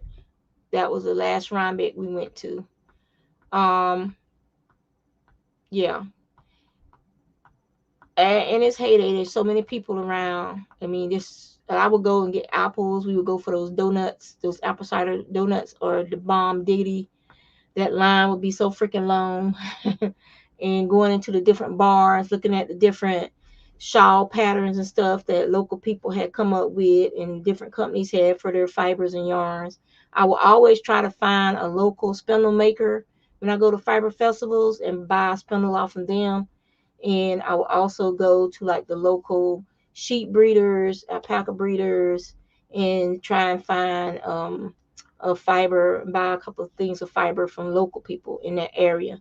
Because big companies like Lindrum and Louette, I mean, they make all their money with their spinning and weaving equipment. So I'll try to spend my money with the little people to help them so that they're there the next year and the next year. And they don't give up. They make enough money, they make money, and they make enough money And like, because we go back to our group and we share what we purchased, and if somebody likes it, then they head straight for that tent or straight for that booth to buy them some too. So that, because it's a beautiful product that's only gone through a few hands. Some of it has been processed in a small fiber mill, not one of these big fiber mills that uses all these chemicals and stuff to process the fiber. But it got was, it got washed, it got picked, it got drum carded, it got pen drafted. So there's still a little bit of veggie matter in it. There still might be a little bit of lanolin on it, but it wasn't processed with chemicals. And some of those chemicals they use to clean the fiber actually weakens it, makes it more brittle. And when you try to spin it, it's always snapping and breaking a section to take the twist too fast, because it loses its memory.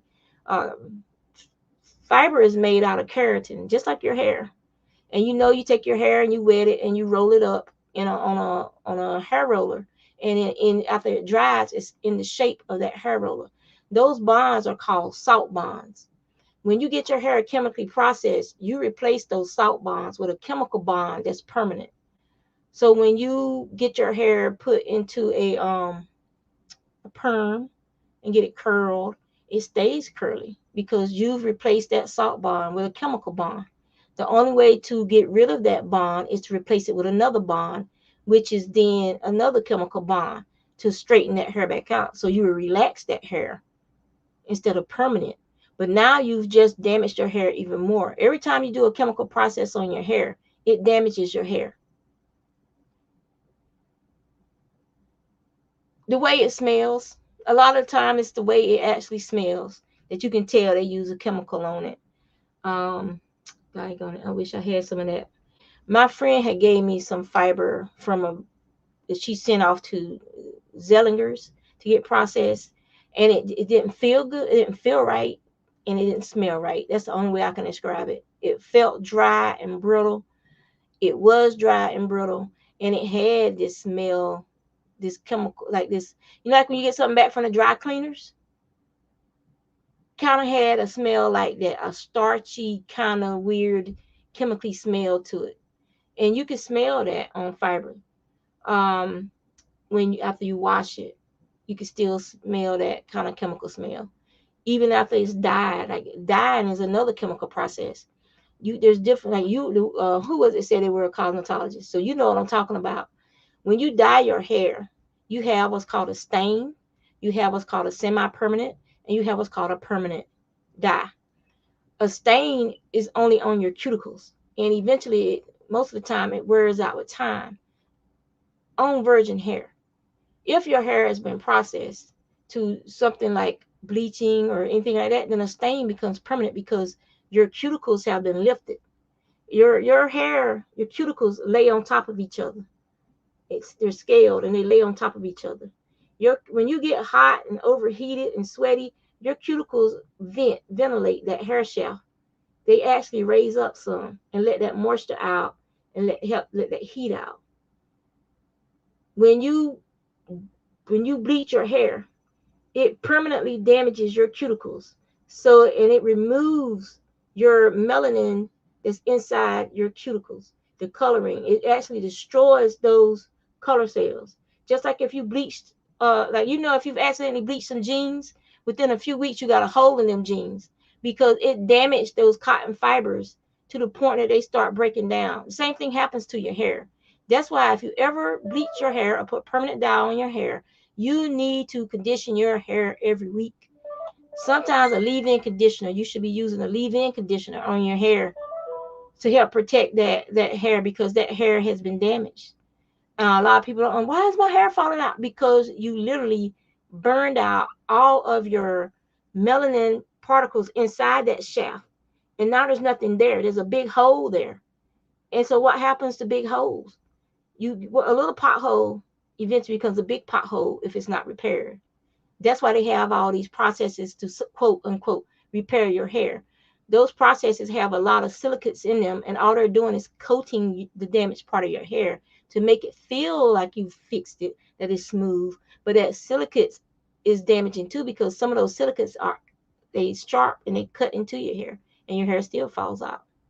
That's why I tell people, if you don't bleach your hair if you don't have to, or if you don't care about it. Like my hair that's away from all hair, once it leaves your follicle, is dead. It is not living. You can't feel nothing. The only part of the hair is the hair cells in the papilla that actually make the hair. That's the only living part of hair. There is no live hair, and it was by design, because if imagine if your hair had nerves in it, you wouldn't be able to cut your hair. The nerves require blood supply, which means your hair will be able to bleed. So you would never be able to cut your hair. So it's dead, but women love their hair. Like I got my dreadlocks now because I got tired of wearing my hair in my two braids. Getting up every morning because my shoulders are getting stiffer. You get up every morning and you're combing your hair, you're detangling it, you're putting product on it, and then I braid it into my two braids. In my old videos, y'all will see my hair. It was in my braids all the time. That's how I wore my hair, which is a protective hairstyle. But it was boring, and I was tired of doing it.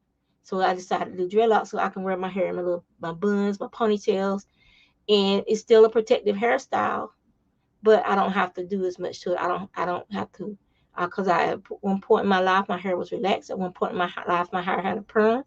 I don't do those chemicals anymore. All I do is I will dye my hair. I will dye it because you see it's time to get dyed again. And it's funny because my widow peak used to be gray, but it's gone back black.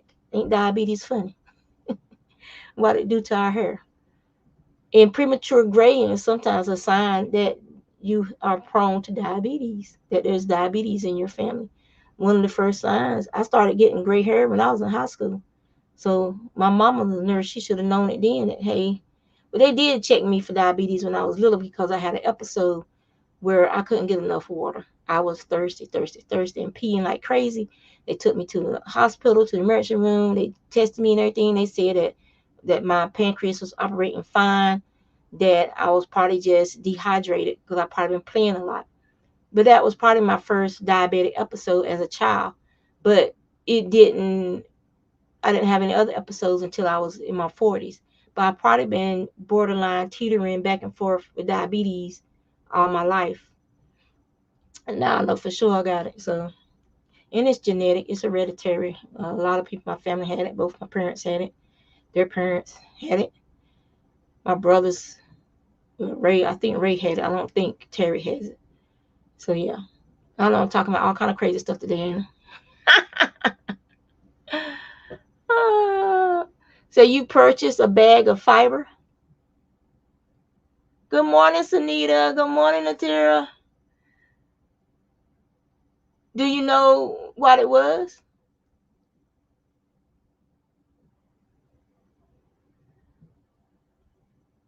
Because you can even spend domestic, like you can spend goat fiber. You can blend it in with wool, dog, cat.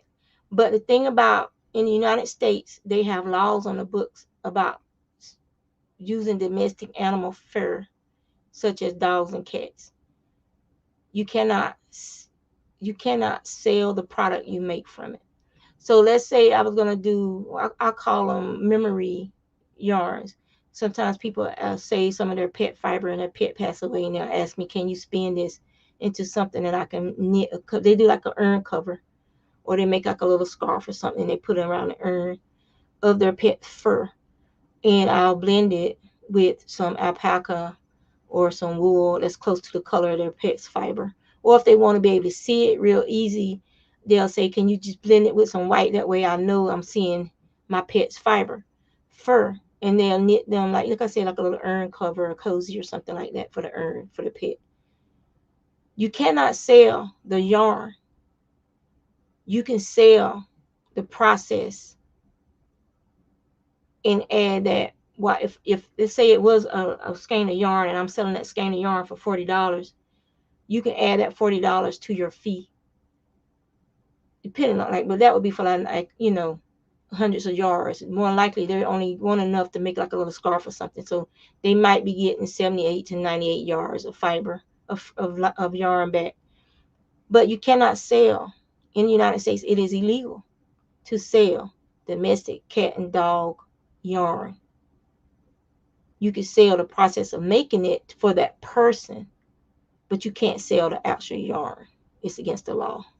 And I'm not trying to get a $5,000 to $10,000 fine in or jail time for doing it.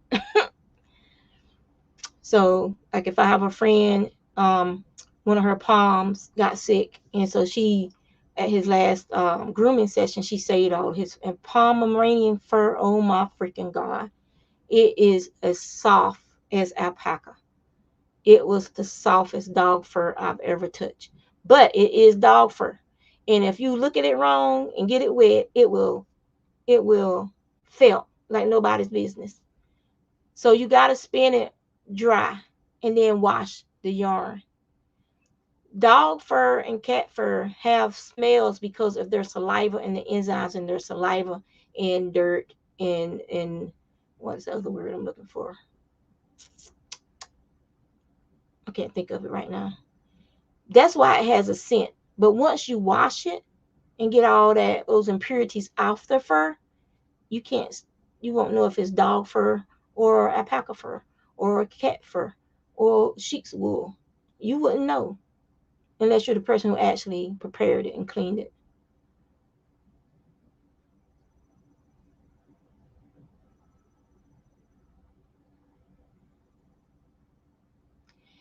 Well, Carol, you embrace your gray. I don't like mine.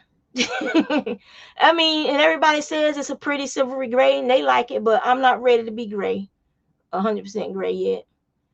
I'm not ready. So I will keep getting my brown dye.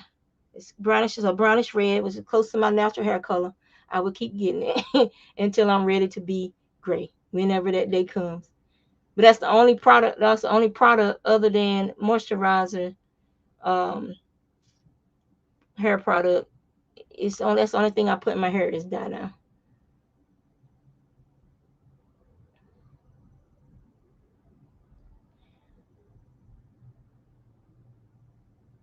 Yeah, and you can spin it too. The what are they called? They're in the Finland, I think, and I think they're called the ones who raised the reindeer. I can't think of the name of the people. They raised the reindeer, but they also have they make a lot of their gloves and mittens and stuff. They got that real pretty halo. It's a combination of the reindeer fur and dog fiber, or sometimes just the dog fur that they spin and make gloves and stuff with. With I think some of the some other tribal people use their dog fur in the cold climates to make products with. Some countries probably use dog fur commercially, but in the United States, it is illegal to use it for commercial purposes. But there are people who do illegal things. I'm not one. I'm one of those by the book kind of people, and I ain't going there because ain't nothing on this earth, not no dollar on this earth worth me spending a night in jail. No, thank you.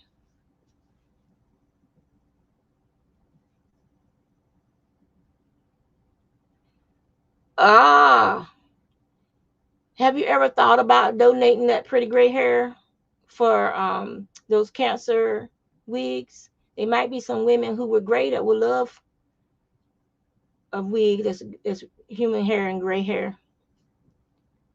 I never thought about that, but mm, that's the first time I thought about it. Oh.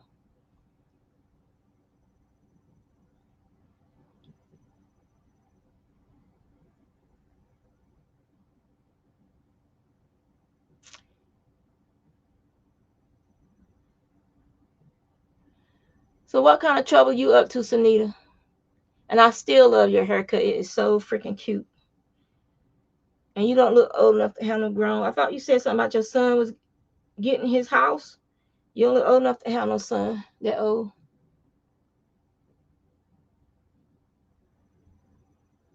Or did I just mishear you?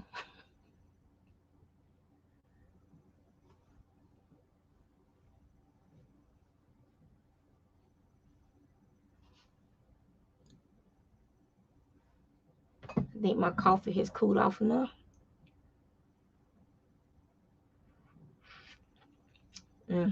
So good.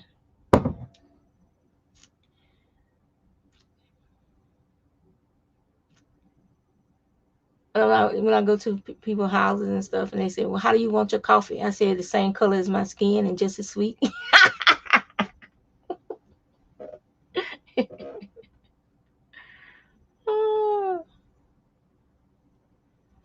No, you don't look old enough to have no 23-year-old, Sunita.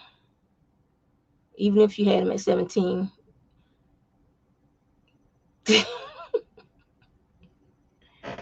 That's how old my youngest is. He's 23. He just turned 23 July the 31st.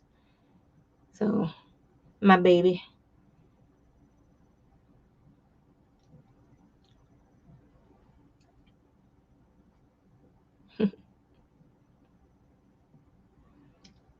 But sometimes when I'm going through my Yukon, I will find in the cargo area, I will find a hair or two of my dog Tater, and so I've been saving them in a baggie when I come across them, because I didn't think about, because when you're losing a pet, you don't think about, that's the last thing on your mind is getting some of his fur to spin, and I was spinning then, but I wasn't thinking about spinning my pet's fiber and saving some of his fiber.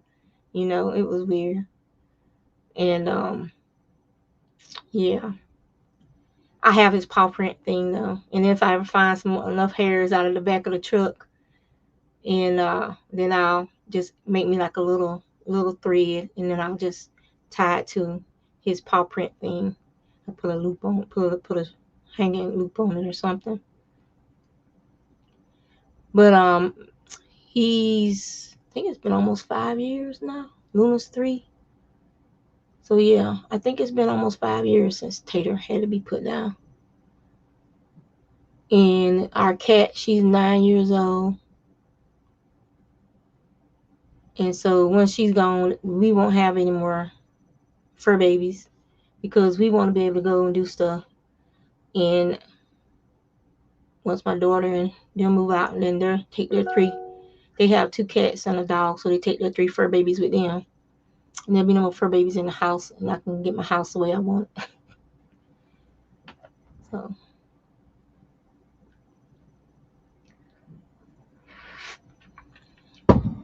oh, it's nice and sweet. I gotta get some more ice water.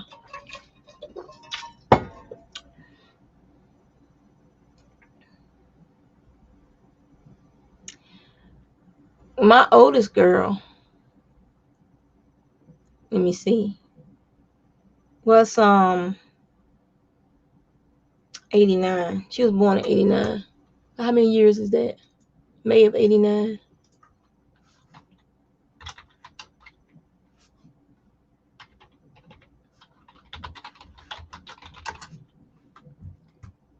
She's 33.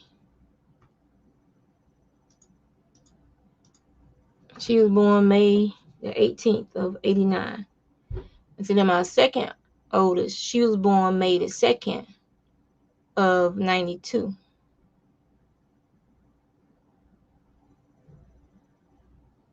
Yeah.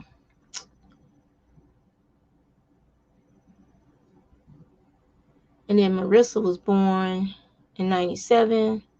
And Junior was born in 99. And I got my tubes tied. Because my husband said, because I had so much trouble with his pregnancy, my husband like, "You're not leaving me here by myself for these damn kids. One of us is getting fixed." Oh.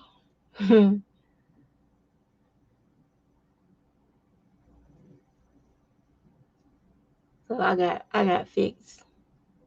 I got my tubes tied. And there's stuff they don't tell you about tubal ligation that you find out afterwards through support groups and talking to other women who've had tubal ligation done, that you actually go through a period of grief. You go through a period of depression, and you don't know why you're depressed, because the egg was designed to break down in the uterus, and it starts a chemical process that for you to shed the lining. It takes longer for that process to happen, and when that egg is breaking down in your fallopian tube, um, your fallopian tube wasn't designed for that. The fallopian tube is designed to take that egg from the ovary when it's released into the uterus. That's the purpose of the fallopian tube. So now you got a different process happening in that fallopian tube. So I've suffered depression ever since I got my tubes tied, and off and on here and there. But I know what to look for now, and I know why. Um, yeah. So sometimes I think it would have been better just to have my uterus removed and leave my fallopian tubes alone. Let the egg go through the tubes into nothingness and break, But they don't do hysterectomies because you want a hysterectomy, but they will tie and cauterize your tubes. And because the way I had mine done, I had my tubes cut, I asked her to remove a millimeter from each side of the fallopian tube and then cauterize the fallopian tube. She told me, "You do realize that would be permanent." I said, "I thought tube ligations were supposed to be permanent." She said, "Well, why did something happen to all four of your kids? And we wouldn't be able to reverse your tubal ligation because it wouldn't be enough material." I said, "Lady, if something happens to all four of my kids, chances are it's happening to me too, because I don't let them out my sight." And that's when they were little babies and stuff. Chances would be if something happened to my children, I would be in the car with them, the house with them, the wherever with them where it happened at. And if I survived them, I don't know if I would have the mental ability or acuity or the emotional maturity to let it go and not join them.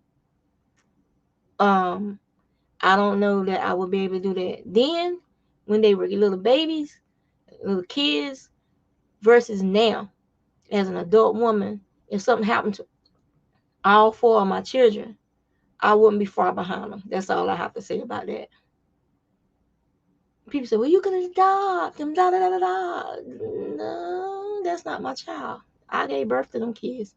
I have birth memories of every four of them, with no pain medicine. So that'll be hard to try and say that like you can replace your child. I didn't replace my dogs when they died. I waited.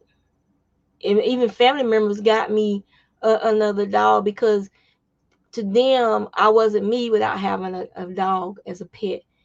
They knew how much a pet in my life brings me joy, makes me happy, was a person I could talk to no matter what, that would actually understand me, even though they can't talk back. You know what I'm saying?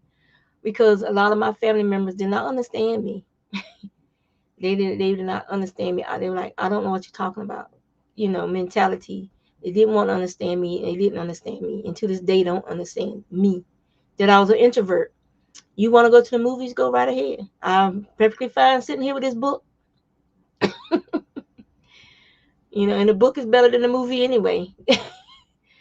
So that was just me. I have no problem staying around my house, outside in my garden, inside my house, reading, knitting, crocheting. It doesn't bother me not one bit. This pandemic has been a blessing because I don't have to deal with anxiety going to work, anxiety of what do I wear today, anxiety of having to get up and deal with other human beings at your job who people who don't listen to you, don't listen to your advice, and then when the pot hits what they say when the pot hits the wall.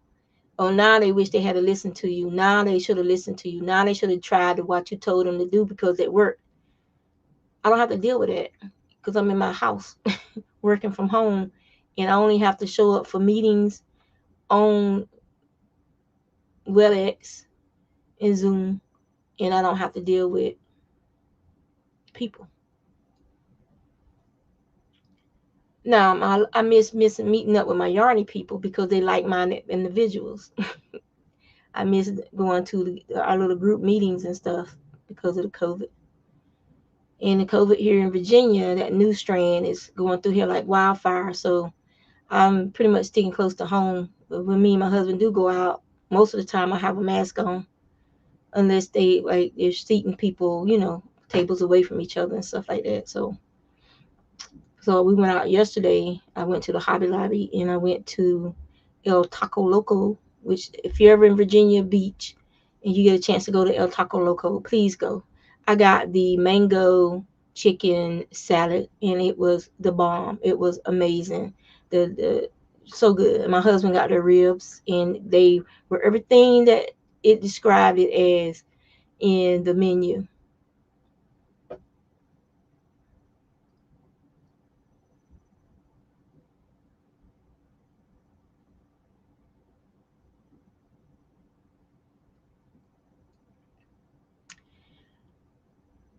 I have fibroids running my family, and I am one of the few. I think there's only like two or three of us of my generation that still have their uteruses.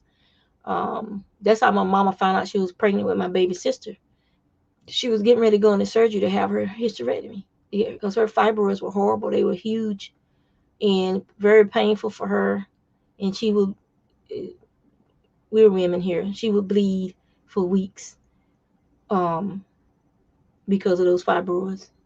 And then they found this little embryo tucked in between the two biggest fibroids. They thought it was a new fibroid until the doctor ordered an ultrasound, but it wasn't. It had a heartbeat. It was a baby, and that's my baby sister. So my mom had my baby sister, and as soon as she was born, they went ahead and took the uterus. And my mom went into labor early because there just was no room for those fibroids. Her uterus couldn't expand well, and she was starting to have breakthrough bleeding from the stretching of the uterus.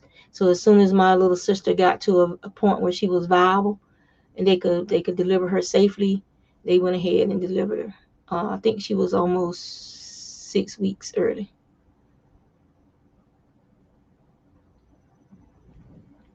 All right, Paint Girlie, take care. And I'm lucky. Once I went through menopause, started going through menopause, my fibroids, the largest one was the size of a golf ball. They started shrinking, so you can't even hardly see them anymore. I think the ones that now is shrunk down to the size of a pea, one of them.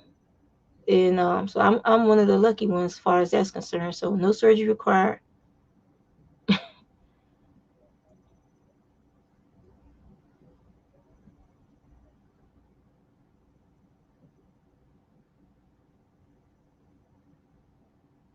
What kind of trouble you been up to, Beth? I haven't gotten into some of your lives lately. I've been playing World of Warcraft when you be home. I've been gaming.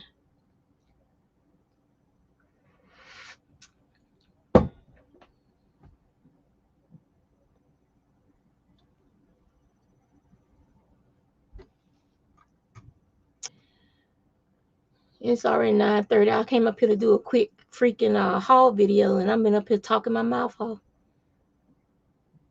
So I'm gonna let y'all go, and cause I think I'm gonna go down and replace the faucet on my sink.